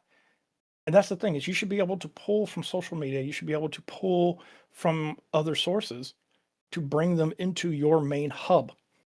Like I mentioned, and I had this conversation with Shazam because Shazam's like, well, I don't feel like I have enough traction on Kick. Maybe I should go to Twitch because there's more discoverability. And I hate to tell you this, there's no such thing as discoverability. Bingo. There is absolutely no such thing as discoverability. And for the longest time, people have been hammering and clamoring about, oh, well, they should put more small streamers on front page. They should be able to help smaller creators. And I'm going to tell you this, and this is not going to come off the way that you think is going to come off, but no one owes you anything when it comes to your streaming career. No one owes you to be put on front page because you're 5 viewers and you need help. No one owes you to upload your stuff for you. Like those are usually paid services that creators who have made it in the world of content creation / streaming have agencies for. They pay people to do that for them. That way they can focus on entertainment. So for us to come out here and assume that we're owed that and that the platform should do that for us freely, that is that level of entitlement that makes people go, I want nothing to do with you. So you have to take it upon yourself. And I've been pretty bad about it this week, the past week or so of uploading clips and whatnot to YouTube for current content, because my content is shifting just a little bit. We're going to be more FPS heavy, but we're also going to be doing hardcore World of Warcraft, so MMORPGs. And when we get the new rig, we're going to be doing still MMORPGs on a higher graphic scale, so that way it's actually enjoyable. But there's some things that I can't do right now because of my Frankenstein rigs. So for sure, pay attention to your. I got a little off track there, but when we're looking at numbers and whatnot, just look at the content that you're doing and how the numbers view, and if you notice something weird, like you notice, I'm bringing up an old story. We were doing World of Warcraft hardcore. It was about 2 a.m. I went from 15 to 20 people to 240, and I go, okay, that's not normal. So I go to look, and now I'm on front page. Like, I take a screenshot and I put my things in for the front page, and then we jump to fucking 1,500. Then from 1,500 to 2,400. Then from 2,400 to 70,000. And the next thing I know, we're at 4.1 million views for World of Warcraft Hardcore. Now, anybody with 2 working brain cells, much less 1, and that does not hail from Alabama, is very much aware there is no way you're going to get 4.1 million views on World of Warcraft Hardcore. It's just not gonna happen. Like, there's like death and taxes are inevitable. That's also inevitable. All right, it's just not written there for everybody to see. Come to find out, the front page got hit with a giant view bot. A lot of things that a lot of people don't want to admit to you is when they get view botted, they don't report it. They just let it ride. And then they wonder why they don't get accepted. I had to fight for my check mark, my verification, because since that giant view bot happened on the front page, my metrics would not reset back to where they needed to be. So for an entire month or so, it kept showing me as, yeah, you've completed all the metrics. And I go, well, if we're not going to reset it, kind of like you have to be honest, well, not just yourself, but with the platform and everybody else. Because again, if you're in my shoes and you're very outspoken and you're not reporting this stuff, they're going to use that against you. Right. Oh, well, you're clearly not reporting this stuff. We don't like you anyway. Therefore, we don't have, because again, people fail to read the fine print that is in your achievements page specifically for Kick, and it's there for Twitch as well. That says applying does not guarantee you verification. It just gives you the option to apply. The ultimate choice is still on the platform, and there's a lot of creators out here who run to twatter the moment they get denied, and they go, "Oh, well, I got denied. I don't know why. I have all the metrics." Again, it's not guaranteed. So you have to be true to yourself on that. There's a bunch of things to unpack here, and like starting with the honesty portion. Being honest as a creator is so important, and like it's like a bare bones thing. Like you have to be honest with yourself and understand it. Like let's say I do jump to 4.1 million, but I also have my viewer count off, so I'm not gonna ever know about it. That's a personal thing. That's just what I do. I'm never gonna know about it. I don't know how many people are ever in anywhere. I could go look, but I don't really ever look. But being honest as a creator based off of your views is extremely important. Also, putting yourself in a box is not the correct move. You mentioned that like small streamers would consistently complain to be put on the front page. Well, I have news for the small creators. You can't handle an influx of heavy viewers, and I'm going to tell you a story as to why. I'm a small creator. I'm playing Call of Duty, and I'm in one of BB Jess's like charity streams. And then BB Jess raids into me. I'm not ready for that 800 viewer raid at all. Not only did my alert didn't break, my chat broke. I'm not able to even keep up with the speed of the chat. And shout out to Jess for being amazing and even considering me, because in my opinion, raiding somebody or hosting somebody is one of the biggest honors as a content creator, because it means that the creator that hosted you trust you with their community and to continue the viewership with their community. So that's something that I definitely 110% want to say. But small streamers can't handle a heavy influx of viewers. When I had that situation happen, I was flipping out. I didn't know what to do. I kept dying in Call of Duty, and then my gameplay suffered, and then I tried to make it fun and I tried to be super exciting, but I just couldn't handle it. But I'm honest with myself, and I understand the fact that I couldn't handle that influx of people. In order to be considered to something like Kick partner, Twitch partner, or the front page of any type of streaming platform, you got to ask yourself as a content creator, why do you deserve it? Why you? You have the ability whenever you go live and you hit the front page of, you are making a statement as a viewer, as a creator, as a streamer, of why you should even consider following me, of why you should even consider giving me that opportunity to get onto the front page. Why are you have to give them that reason, whether it's being a great creator, whether it's being educational, whether it's being empathetic, whether it's being entertaining. You have to give them that reason. So my analytics, in my opinion, of what I pay attention to is everything that happens after stream. And what I mean by that is you look at your analytics and you see when people leave your stream. You look at your YouTube videos and you see at what minute, what check mark, what point did people exit the chat? Because our job is to be entertaining, is to create a show, is to have fun, and to be ourselves and showcase ourselves as creators to everyone who's stopping by chat. And that's my opinion on that. And that's why I think the most important metrics to pay attention to are when people leave your stream and what was said during the VOD at that point in time as to why people left your stream.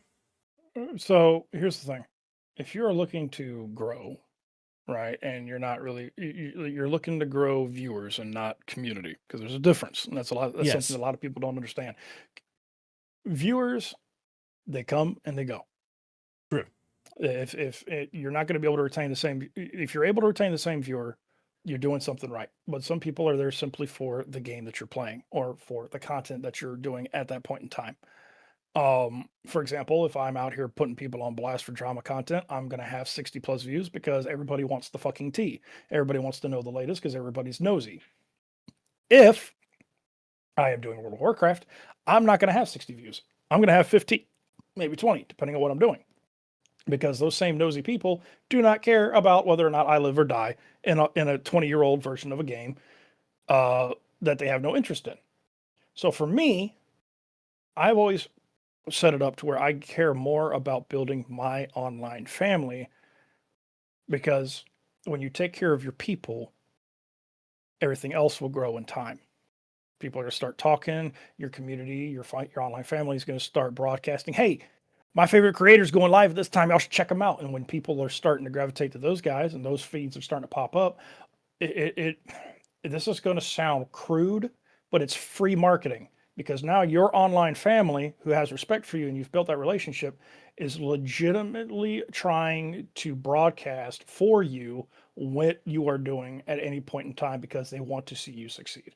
If we're out here just Huge. chasing view counts and you're just out here chasing fucking people who are going to be temporary, you're never going to get a consistent number, because if you're a variety content creator, it's going to change based on what you're doing. Like me, I can go from playing World of Warcraft for 2 hours into a just chatting segment if something tilted me and I want to talk about it, and into workouts later that night. And I'll go from 20 to 60 to 10, because some people are just invested in whatever kind of content they are. Yes. So for me, it is about establishing that connection with the people who are in the chat and having fun and engaging with them. If I suck at Call of Duty, which, fun fact, I do, um, I cannot push. Like I made a tweet about this for the Black Ops 7 beta. I can't, because of my internet and the way my computers are rigged. I cannot consistently push front line because I'm gonna get cheesed on every time. So I hang back in the back with a sniper. I go for sniper shots, and I still have fun, but I'm also paying attention to the chat that's going on and engaging with them and having conversations with them, because sometimes your chat will end up being better content than what's going on in the gameplay. And True. 100%. Sometimes you will get those degenerates, those heathens, or those wild comms that you just pin that thing up there and you go, "Yep, it's going to be a good night tonight." And but again, everybody works differently. What might work for Yes. me will not work for thee. What works for thee might not work for me. What your goals are, what my goals are, will different. Here's what I honestly believe. I believe if you are a content creator slash streamer, if you are a live streamer, because offline content can be a little different. If you are a Mhm. streamer, every time you hit that go live button, you are pushing to be the very best that you can be and to try to get to the highest point, which is partner for whatever platform that you are trying to be on. If you are not doing that, cool. Then what are you going? What are you trying to do? Are you trying, are like that's the insinuation, is you want to be partner. You want to hit that top level. Now, how you get there depends on you. You could stat chase, you could build your community up, or you could try to do both. Just make sure you have the energy for whatever it is you're trying to apply. And don't try Mhm. to swap it up midway, because the moment you swap it up, you're going to affect what you were originally doing. So what is your goal? I want to build a damn community. I like, I want to build, because again, like I said, when you take care of your people, everything else will fall in line. And here's my proof. because I love bringing receipts, right? My truck last year, engine shelled out, completely I gone. remember that. Actually, not last year, this year. It was this year. Mhm. Earlier this year, my truck shelled out. I am not partner on Kick. I am not partner on Twitch. My community stepped in to help me out with the down payment for the new vehicle. When I first moved over to Kick and I was trying to live stream, I had not seen my sons in 4 years. I promised them a Disney trip that I had not been able to take them to. My community, my online family stepped in and paid for my sons to go to Disney for the week. When I couldn't, let me get another situation here. I've got one for you guys. Because when 2 years ago, I was going through one of the worst financial struggles I've ever had. I had a bill due, and I had something double taken out of my account. I was down negative $700. I didn't know what to do. My family couldn't assist because they were also in financial struggles. So I made a tweet about it, and I said, "I'm gonna be straight up, and I don't ever talk like this, and I don't ever ask for this, but this is where I'm at, and I genuinely don't know what to do." And because of my bank's overdraft fees, if this continues over the next 2 weeks, I'm going to be down over double that amount because that's just how the overdraft fees work. And after I made that post, um, it was a community of people that I didn't even know I had. Sometimes you, as a streamer, as a content creator, have a community of people that support you and you don't even know it. And what I mean by that is they may not directly support you with your like through viewer counts or like liking your videos, or but if you genuinely like if you reach out and you do that. I had somebody donate $1,000 to me at that point in time. And it was one of the most incredible things. And I have that clipped. I never really talk about it. I never really post about it, but like him and his community, like I appreciate the hell out of you. It wasn't only him donating $1,000. It was somebody just said, you know what, I'm gonna send you food. I had Jazzy end up literally sending me $150 worth of food because she had the ability to do so. I had people sending me hundreds of dollars on top of that to the I had the ability to literally survive during that month of February in 23. It or 24.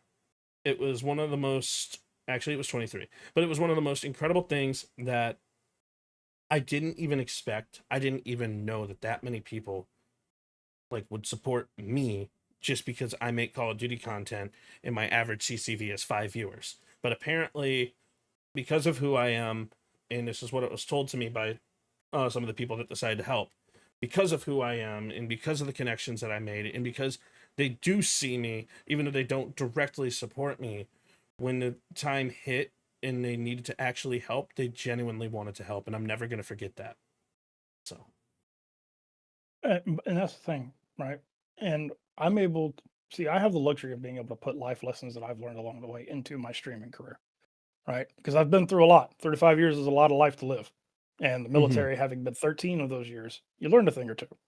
And one of the right. things that we used to preach in the military is if you take care of your people, everything else will come and play, right? And production did not care about that mantra because they didn't believe in it until one master sergeant took a leap of faith and said, all right, listen, I need these jets greened up, FMC. You get it done. We're out of here tonight.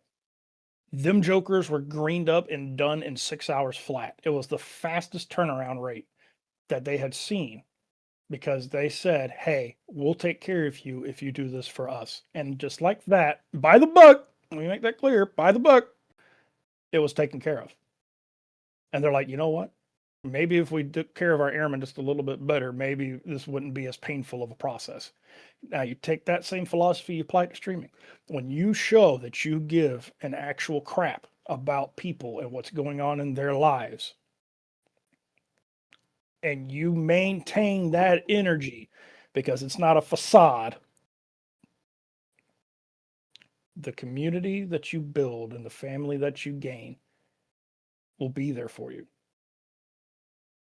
And I have always maintained that posture. I will always maintain that posture. And again, we're gonna get to partner whenever we fucking get there. as they say in Hawaii, we on Hawaiian time. We get there when we get there. There's no rush because at the end of the day, that's the ultimate goal is to get to that point.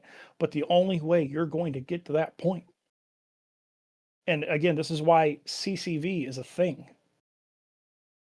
It's an average of the amount of people you retain. How do you Yes. retain people? By building up your community. And the thing is people Bingo. expect overnight success. I'm gonna tell you something. 4 years is not overnight success. I've been at it for It's like 5 a week. years. It's Like very it's difficult. it's like there are people who it did not hit those numbers until 15 years. Honestly, like when you look at And percentages of everybody, getting from 0 to 8 takes a long time. Getting from it in it's there are some people who will blow up. For whatever reason, they'll blow up because they hold themselves to like a specific level. They make entertaining content and then they blow up and like things align, the stars align and it works. But that is so rare to happen. That is so rare in that type of situation and like so genuinely. how do you so how do you let me flip the script. I'm going to ask the Sure. question to the guy who's hosting the podcast. So Yeah. in your mind, how would you promote yourself? So If I your promote- socials aren't I- working, if your Uh-huh. socials are not hitting like you want them to, if your YouTube shorts aren't breaking the grand and they're like 100, 200, 300, whatever, if your TikTok's not popping off, if you're slow grinding, what would you do to promote yourself? So, how do I promote myself is very interesting. So I'm gonna go. This is gonna be a slightly longer response. When I first started streaming, I was a Call of Duty streamer. I was in an oversaturated field. My content never blew up in COD. My friends in the Call of Duty space, who I've made friends with over time, who I've been viewers in their communities for a long time, they're telling me, they're like, "Yo, dude, genuinely, you're killing it. Your content is awesome. I really like it." And I'm like, "Well, I'm not blowing up anywhere, so like why should I keep going?" And I like just keep going, just keep doing it, just keep doing what you're doing. Post everywhere, post often, keep making your shorts. Your shorts are great. So I have people who are hyping me up in the background, even though my content isn't seeing the numbers and it's not being pushed. And that's cool. That's not my goal. Um I ended up wanting to switch over to podcasting for a couple reasons. Um I wanted to swap my main thing over to podcasting because my goal is to make is literally very simple. My goal is to create a community by being real, being authentic, and to be able to just educate people. Because in my mind, you can if you have to box things down, you can box things down into the 3 E's of content while being either empathetic, being entertaining, or being educational. Most of the content realm falls into those 3 E's. And that was said to me by Bad Beer Gamer. So shout out to him. He was on the first episode of the PSP podcast. If you ever want to see that, it's a very great episode with me and the Only Shady, and Bad Bear Gamer.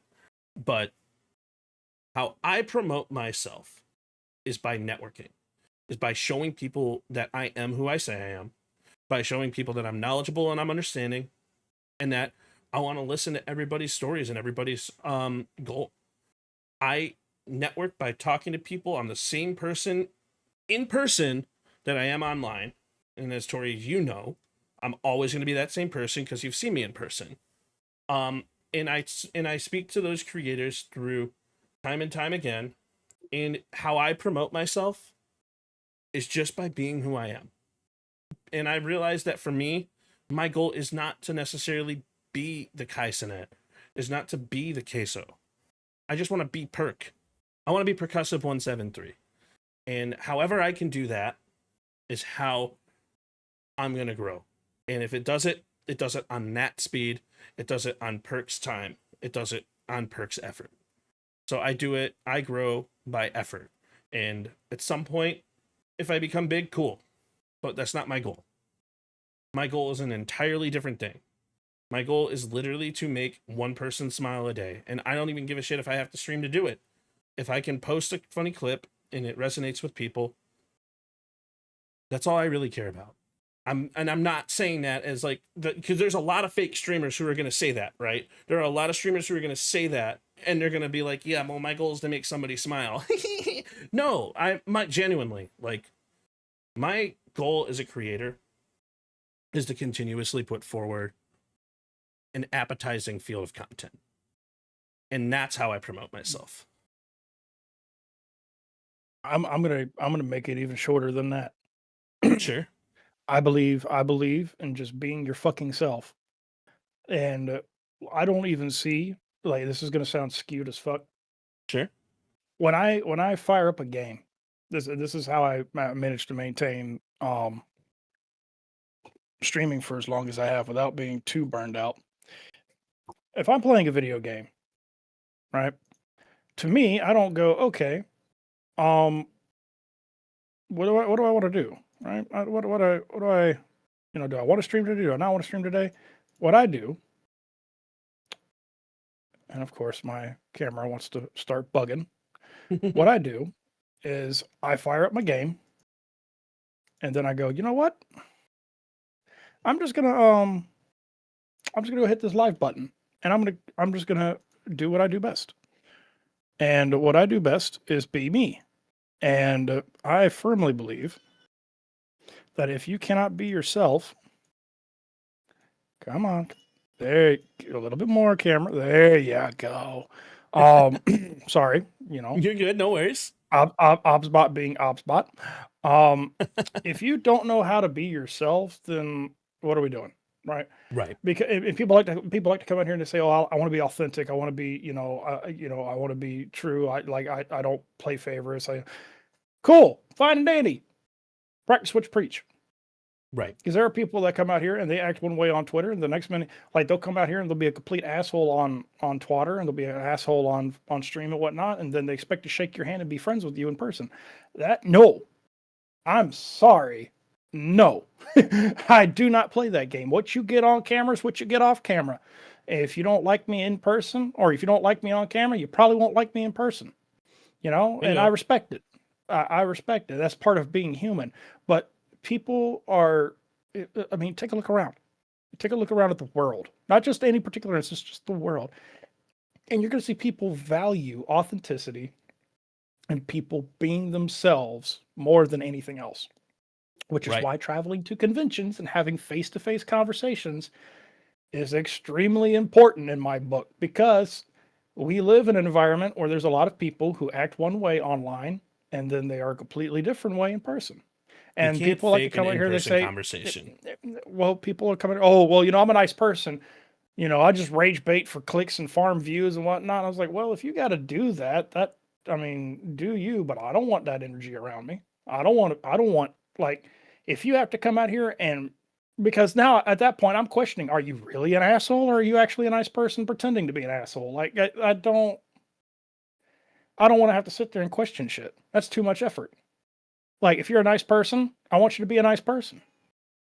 If you want to be an asshole, okay, be an asshole. I'm not gonna, like, and there's degrees of assholeness. All right, it's not talked about. There are like coming out here and calling people whores and sluts and f words and just being derogatory because of they said something you don't agree with. I don't want that energy around me. Having an actual conversation with somebody, and having polite back and forth banter and debating and whatnot. Okay, I can handle that. You're not being an asshole. You're standing on what you believe in, but you're being respectful about it. I Mhm. have respect for that, because that tells me you can act and be mature on an adult scale rather than dumbing yourself down to the level that everybody else is at to try to fucking get EPeen points. Like, it's just, and again, nobody's perfect. I'm far from perfect. But the other thing about being able to have a face to face conversation is people read facial expressions, people read hand motions, people are able to tell if you're gaslighting them or if you're actually being honest. So when you go to a Absolutely. convention and you run into somebody who you've had a problem with, or somebody that doesn't quite understand you, and they go, "Hey, can I have a conversation with you? Can we talk about something real quick?" And you go, "Sure, not a problem. Let's go over here." And you sit down and you actually talk. Not only did you just earn the respect of that other person, but you may have just made a friend along the way, and that's another person that's in your camp. That's another person that's in your corner. That's another person that's going to sit here and go, "You know what? this person is who they say they are, they have no problem with it. And there's a lot of people, and I'm saying this from experience. There's a lot of people who will tell you that they're all about having face-to-face conversations and trying to make things right and trying to be there for people. But the moment you show up in person, they will tuck tail and run and still try to find a way to screw you over. Ask me how I know. Well, how do you know? Because I had to have one of my sponsors come to me at a convention and tell me that somebody who claims to be here for people tried to get me fucking canceled because I didn't agree with something that they fucking posted. And I took a step back. That view hit 20,000 viewers. It took it 10,000 views for them to try to come and do collateral damage to try to sweep it under the rug and say that I was just mad I didn't get verified, right? And then the CEO of this particular organization went to every single one of my sponsors to try to get me removed. After another person, and this is where the two-facedness comes in, came out here and made a long tweet about my behavior saying that I was holding people hostage, right? And they're entitled to their opinion. But they made a tweet, and then this person, and bear in mind, this same person who made this long tweet was also shit-talking the very people that tried to get me canceled privately. They made that tweet. The CEO took that as ammo to try to get me canceled, and only one company, one, decided to actually listen to them. And they removed me for a couple of months. The company that told me about this has been in my corner since I signed with them, and have made it perfectly clear that they know who I am, they know how I operate, and they don't believe in that bullshit. When you are authentic and honest, nobody, and I mean nobody, has the power to cancel you. You take it from them, and you don't give them an option but to respect who you are and how you stand up for yourself when you are who you say you are. W. And companies and organizations will see that and work with you on it and go, no, we know this person. This person is who they say they are. We don't trust you. And unfortunately, until people come to understand that, and until people come to understand that listening to half-baked takes and believing somebody because of, views or followers and whatnot is the most asinine, stupidest thing you can do, we're going to continue this fucking cycle.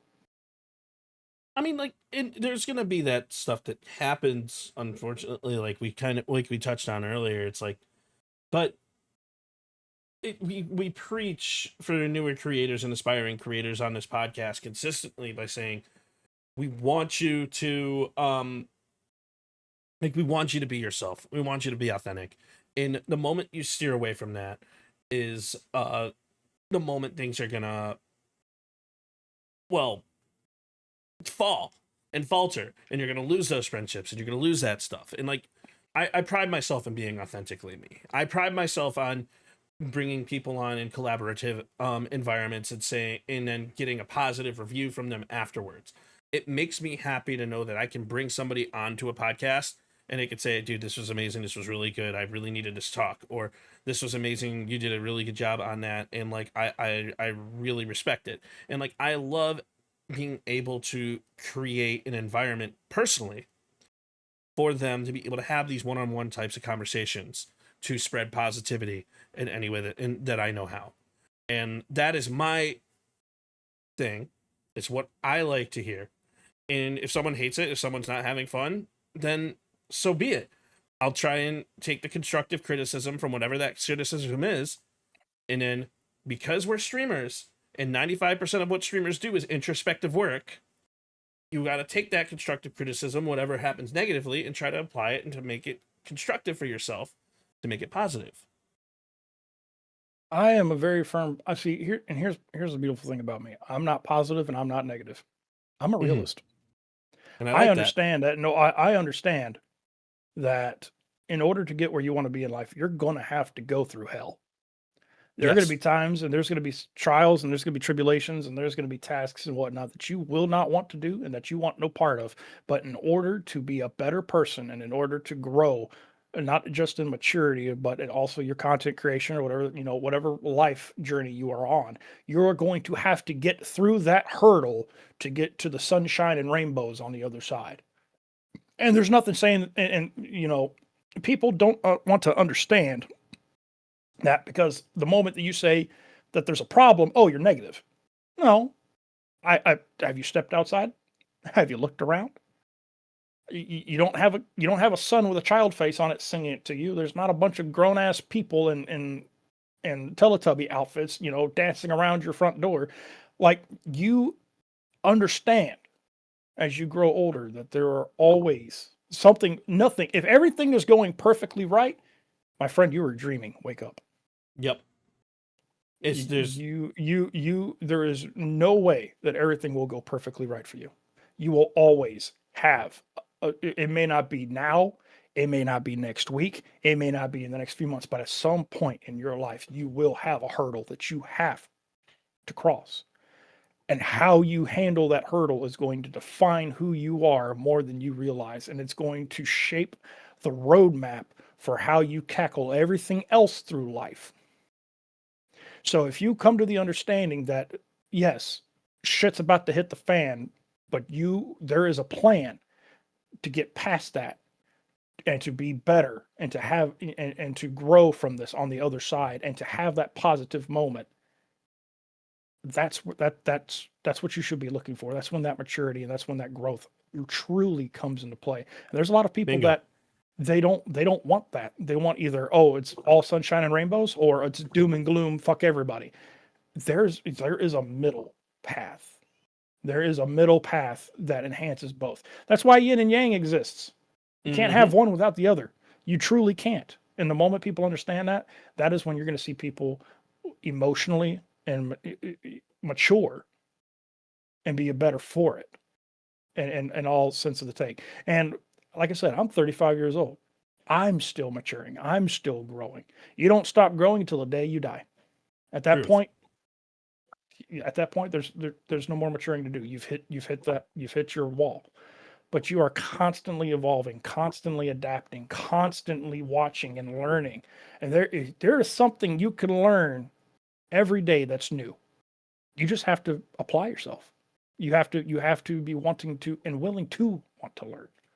And Exactly. people don't want to do that. People want to be stuck in their rut. And every person is different, but speaking to every person in different ideologies is a different style of learning experience.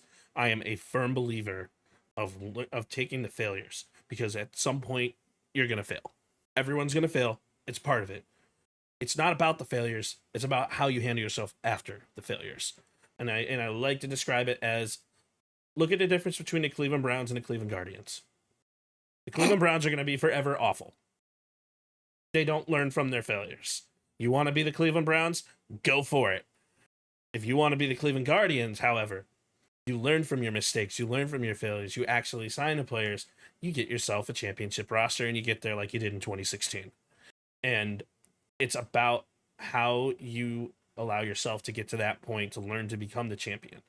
Again, people forget as streamers that growth isn't always the goal. You have to find a goal that is supposed to be right for you, and it's completely different. So, Tori, as we kind of wrap things up here, I know we talked about a lot today.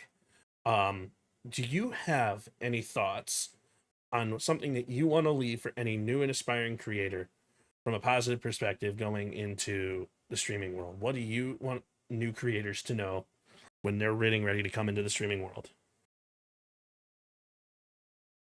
All right. The only person that could stop you is yourself. The only person that you can trust to make content with is yourself.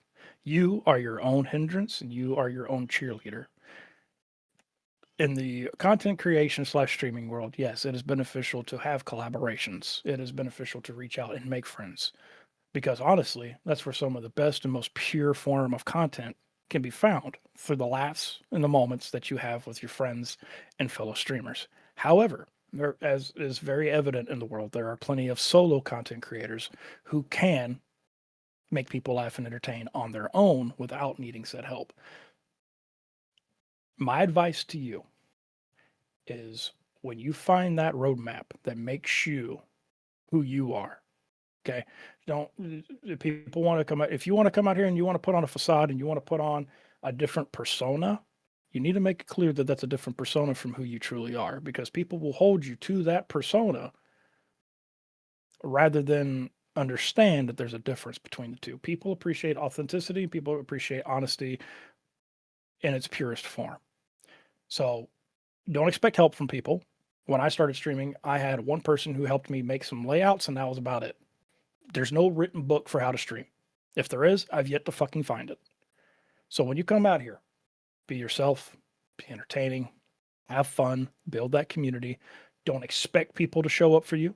Don't expect people to subscribe to you. Don't expect people to donate to you. Have this mentality that you're going live and you're streaming solely for the sake of entertaining people and having fun, not only with just yourself, but potentially with other folks as well. Because the only person that you can count on is you. It all starts and stops with you. You have to put yourself in the mental mindset, hey, I'm going to go live today. I could do this. Hey, I'm going to play this game today and I'm going to have fun with it. And you're going to see, when you're starting off, my best advice to you is, when you're starting off, avoid social media, avoid Twitter, avoid Instagram. Put your content up there if you need to. If you have clips and whatnot, upload it, put it up there on those. But do not sit here and doom scroll through Twitter. You will not like what you see. Do not sit here and doom scroll through Instagram. Do not sit here and doom scroll through TikTok, because you're going to see so many difference of opinions. Oh, this is a dead game. Oh, only people. You're going to see so much hatred and bigotry and people trying to manipulate opinions, that you're going to sit here and debate with yourself. Okay, if I'm doing this, does it make sense to make content out of this? No. Okay, well then what can I do? And you're going to base your content off of what others think, and that's not always a good thing. When you fire up your stream, this is what I want to play. I'm going to have fun playing this. I'm going to try to, if I can find out when people that I enjoy playing the game with are on, I'm going to try to hang out with them and have fun. I'm going to be here to interact with the people within my stream, because they took the time to show up for me, and they're the ones that matter. So I'm going to be here to entertain them and have fun with them. And when I go offline, it's going to be a brand new day. I'm going to be able to upload all the content that I had, all the clips that I made, and I'm going to be able to come back in tomorrow, refreshed, restarted, and I'm going to understand that at the end of the day, there's grass outside. I'm going to be able to go outside and touch it, and I'm not going to be able to not worry about all the things that are on the internet.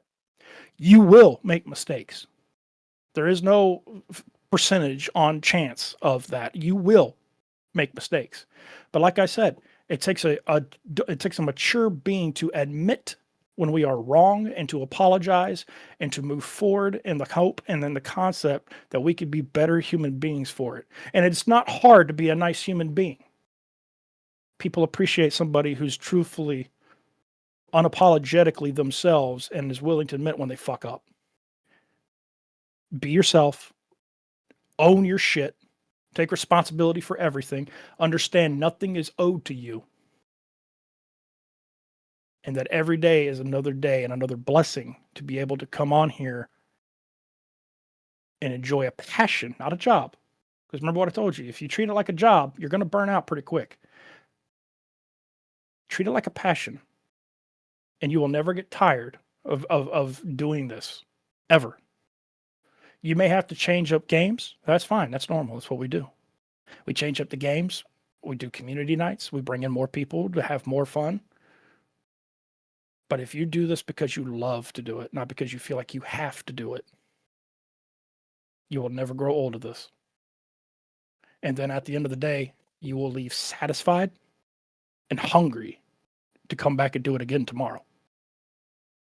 And there's a lot of people out here who I've seen. Tim Sanity, for one. I've seen Laney Talks. I've seen Chops X, I Samwise. like there's a lot of people out here that have a low viewer count, and it doesn't stop them from having fun. It truly doesn't. That's the mentality you need to have. Forget about the statistics. It will come. The numbers will come when you take care of your people, when you show that you are there for the people who are showing up for you, when you make time for those people and you engage with those people, and you have conversations. It doesn't have to be about life.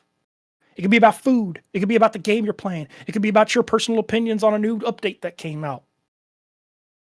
When you are engaging with the people in your chat who've made time that day for you, they will see who you are.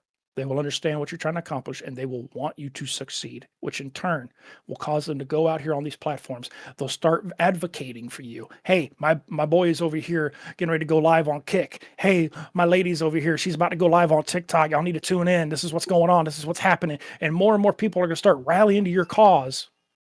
And then your numbers are going to start growing because others are going to start seeing in you what those people saw in you. And it's not going to happen overnight. It's not going to happen next week. You're going to have to keep that effort going day in, day out, night in, night out.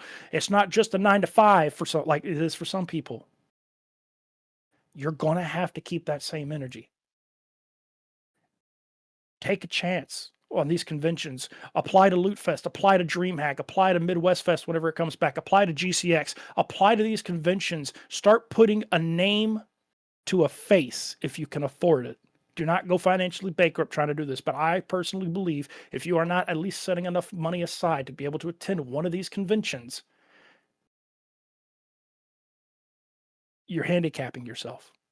Because people love to see in person a name to a face that they are used to seeing online. And it's only going to help your cause, because then now they can ask you face to face, hey, I see you're doing this. What do you think? They can start asking you the questions and start looking. I told you, facial and hand gestures mean a lot to people. They read and they can see that emotion. They can see that passion. Make time to at least make one convention a year. You don't have to do multiple like I do. I've gone to both DreamHacks. I've gone to Loot Fest. When Midwest Fest was around, I went to Midwest Fest. But at least try to attend one convention a year so people can put a name to a face and they can start asking you stuff. And when you go to these conventions, view it as a business opportunity. Go out here, talk to these investors, talk to these companies, see what you can do, and like promote yourself. You are your own brand at the end of the day. If you are not promoting yourself and you're not saying, hey, this is what I can do for you, right? The opportunities are going to be very short and very minimal. So take the time to be able to come out here and promote yourself. Hey, this is what I can provide. This is I know this is my average view count right now. I know this is what I'm doing, but if you invest in me and you take time to believe in me, I'm going to be able to do this, this, and this. I'm going to be able to promote your product. I'm going to be able to do multiple shorts, content, and whatnot with your product. I'm going to be able to come out here and I'm going to be able to raise awareness for this product. And in turn, that's going to send people over to your website. They should be able to buy product. And that's what people are going to look for. The last thing I'd say is don't ever take the easy way out. I don't have to sit here and elaborate to all of you what's been going on Twitter between the view bots, between, let's break it down. We have Twitch talking about not counting lurkers, right? And people getting a tizzy about that. We got Kick announcing that it's going to start removing KPP people because of falsely generated numbers, view botting, so on and so forth. Do not let what is going on in the world of content creation and streaming dictate your personality and how you operate, which ties it back to the first step. Be yourself. If it doesn't affect you, if it's not affecting people coming to your stream, if it's not affecting people watching your content on multiple platforms, don't worry about it. Be cognizant. There's nothing wrong with knowing what's going on, but do not make it your personality to sit here and have to feel like you have to take up the white shield of the Templars and go to war every day. And this is coming from somebody who did that for over 1.5 to 2 years. That was my entire personality for a hot minute, was coming out here and berating people for fucking just doing nothing but emote spamming 24/7, not coming in and having any conversation, for having 300-400 viewers and nobody talking in chat other than, $20 artwork. Like, I made that my whole personality for 2 years. And you know where it got me? Nowhere. It did nothing for me. So why spend energy on something when there's no return? There's nothing to gain from it other than heartache, mental hardship, and grief. Don't do it. Don't do it. Focus that energy into entertaining others, being there for the people who make time for you, and just having fun. And I assure you, everything else will come in line soon enough. Absolutely couldn't have said it better. Oh, go for it. Sorry. And as I've told all of my regulars, my DMs are constantly open. I leave myself available. If I know you're not a bot, because I do get the messages from people, hey man, I was watching your stream. I didn't want to say anything, but how long you been streaming? Don't be a stranger. Come talk to me in stream. If you want to throw theories or you want to do something, hit up the Discord, hit up the DMs on Twitter. I make myself available to everybody because there are people, because of the reputation that I have now garnered for myself, unfortunately, there are people who are very skittish to come and approach me and I've had somebody tell me this. They go, you look meaner on camera than you do in person. And I go, well, I'm sorry. I get it. I grew a beard and I got this resting biatch face. I get it. I'm sorry. But from experience, he's not scary in person. I might look like the wolf that's about to rip you limb from limb, but on the inside, I'm a giant fucking teddy bear. I am a giant teddy bear until provoked. Once provoked, all bets are off. But I have come a long way from where I once was, and I truly do want to see everybody succeed. But I also want to see people do it the right way. Right. I want to see people. I want to see people do it the right way without compromising who they are as a person. Bingo. So I'm always here to have a conversation. I've never shied away from one. But protect your energy and be true to who you are as a person. That's the best thing I could tell you. My response to everything that you said is you're 100% correct. And I could not have said it better myself.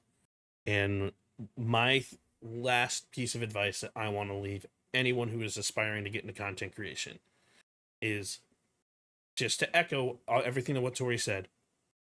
Be yourself, be authentic. Most importantly, have fun. Because there's only one streaming journey, and it's what you are going to make of it. That's my lasting advice.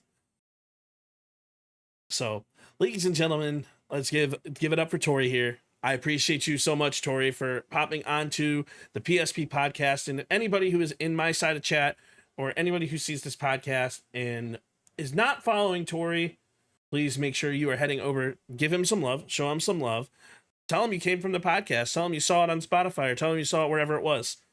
And thank you so much, Tori, for coming through and sharing your journey, man. And sharing your wisdom and literally giving us your all and your energy. And I appreciate you so much for who you are. As you know, I genuinely appreciate for you who one of the people who does believe in me. So I really, truly appreciate you popping on and hanging out and taking the time out of your busy schedule. You asked me to be on the podcast, and I make time for people who want me to be a part of what they have going on. That's the beauty of what we get to do is I have not been on a podcast since I stopped my own because of the fact that I just was being so talkative on Twitter here lately. I have been very vehement on a lot of things, and I took a giant step back from trying to be as audible on a lot of those things here lately. But when I'm asked if I want to be a part of something, I have no problem doing it. Because I do believe that forms of communication such as this is very imperative to how we grow, not only as streamers, but as human beings. Absolutely. And being able to share thoughts and opinions and show the maturity and the growth that we've had over time from where we used to be might be able to help people understand that even at people my age, at 35, we still have an opportunity to adapt and to grow from where we used to be. And that's what means the most. So thank you for having me on board. And I'll always believe in people who are genuine, who genuinely want what's right. And I appreciate the hell out of you. And as always, ladies and gentlemen, I'm your host, Percussive173, reminding you all to stay grinding, to stay inspired, and most of all, keep spreading positivity with the best that you know how. And until next time, everybody, ladies and gentlemen, this is the PSP Podcast. We'll be back tomorrow. Doses!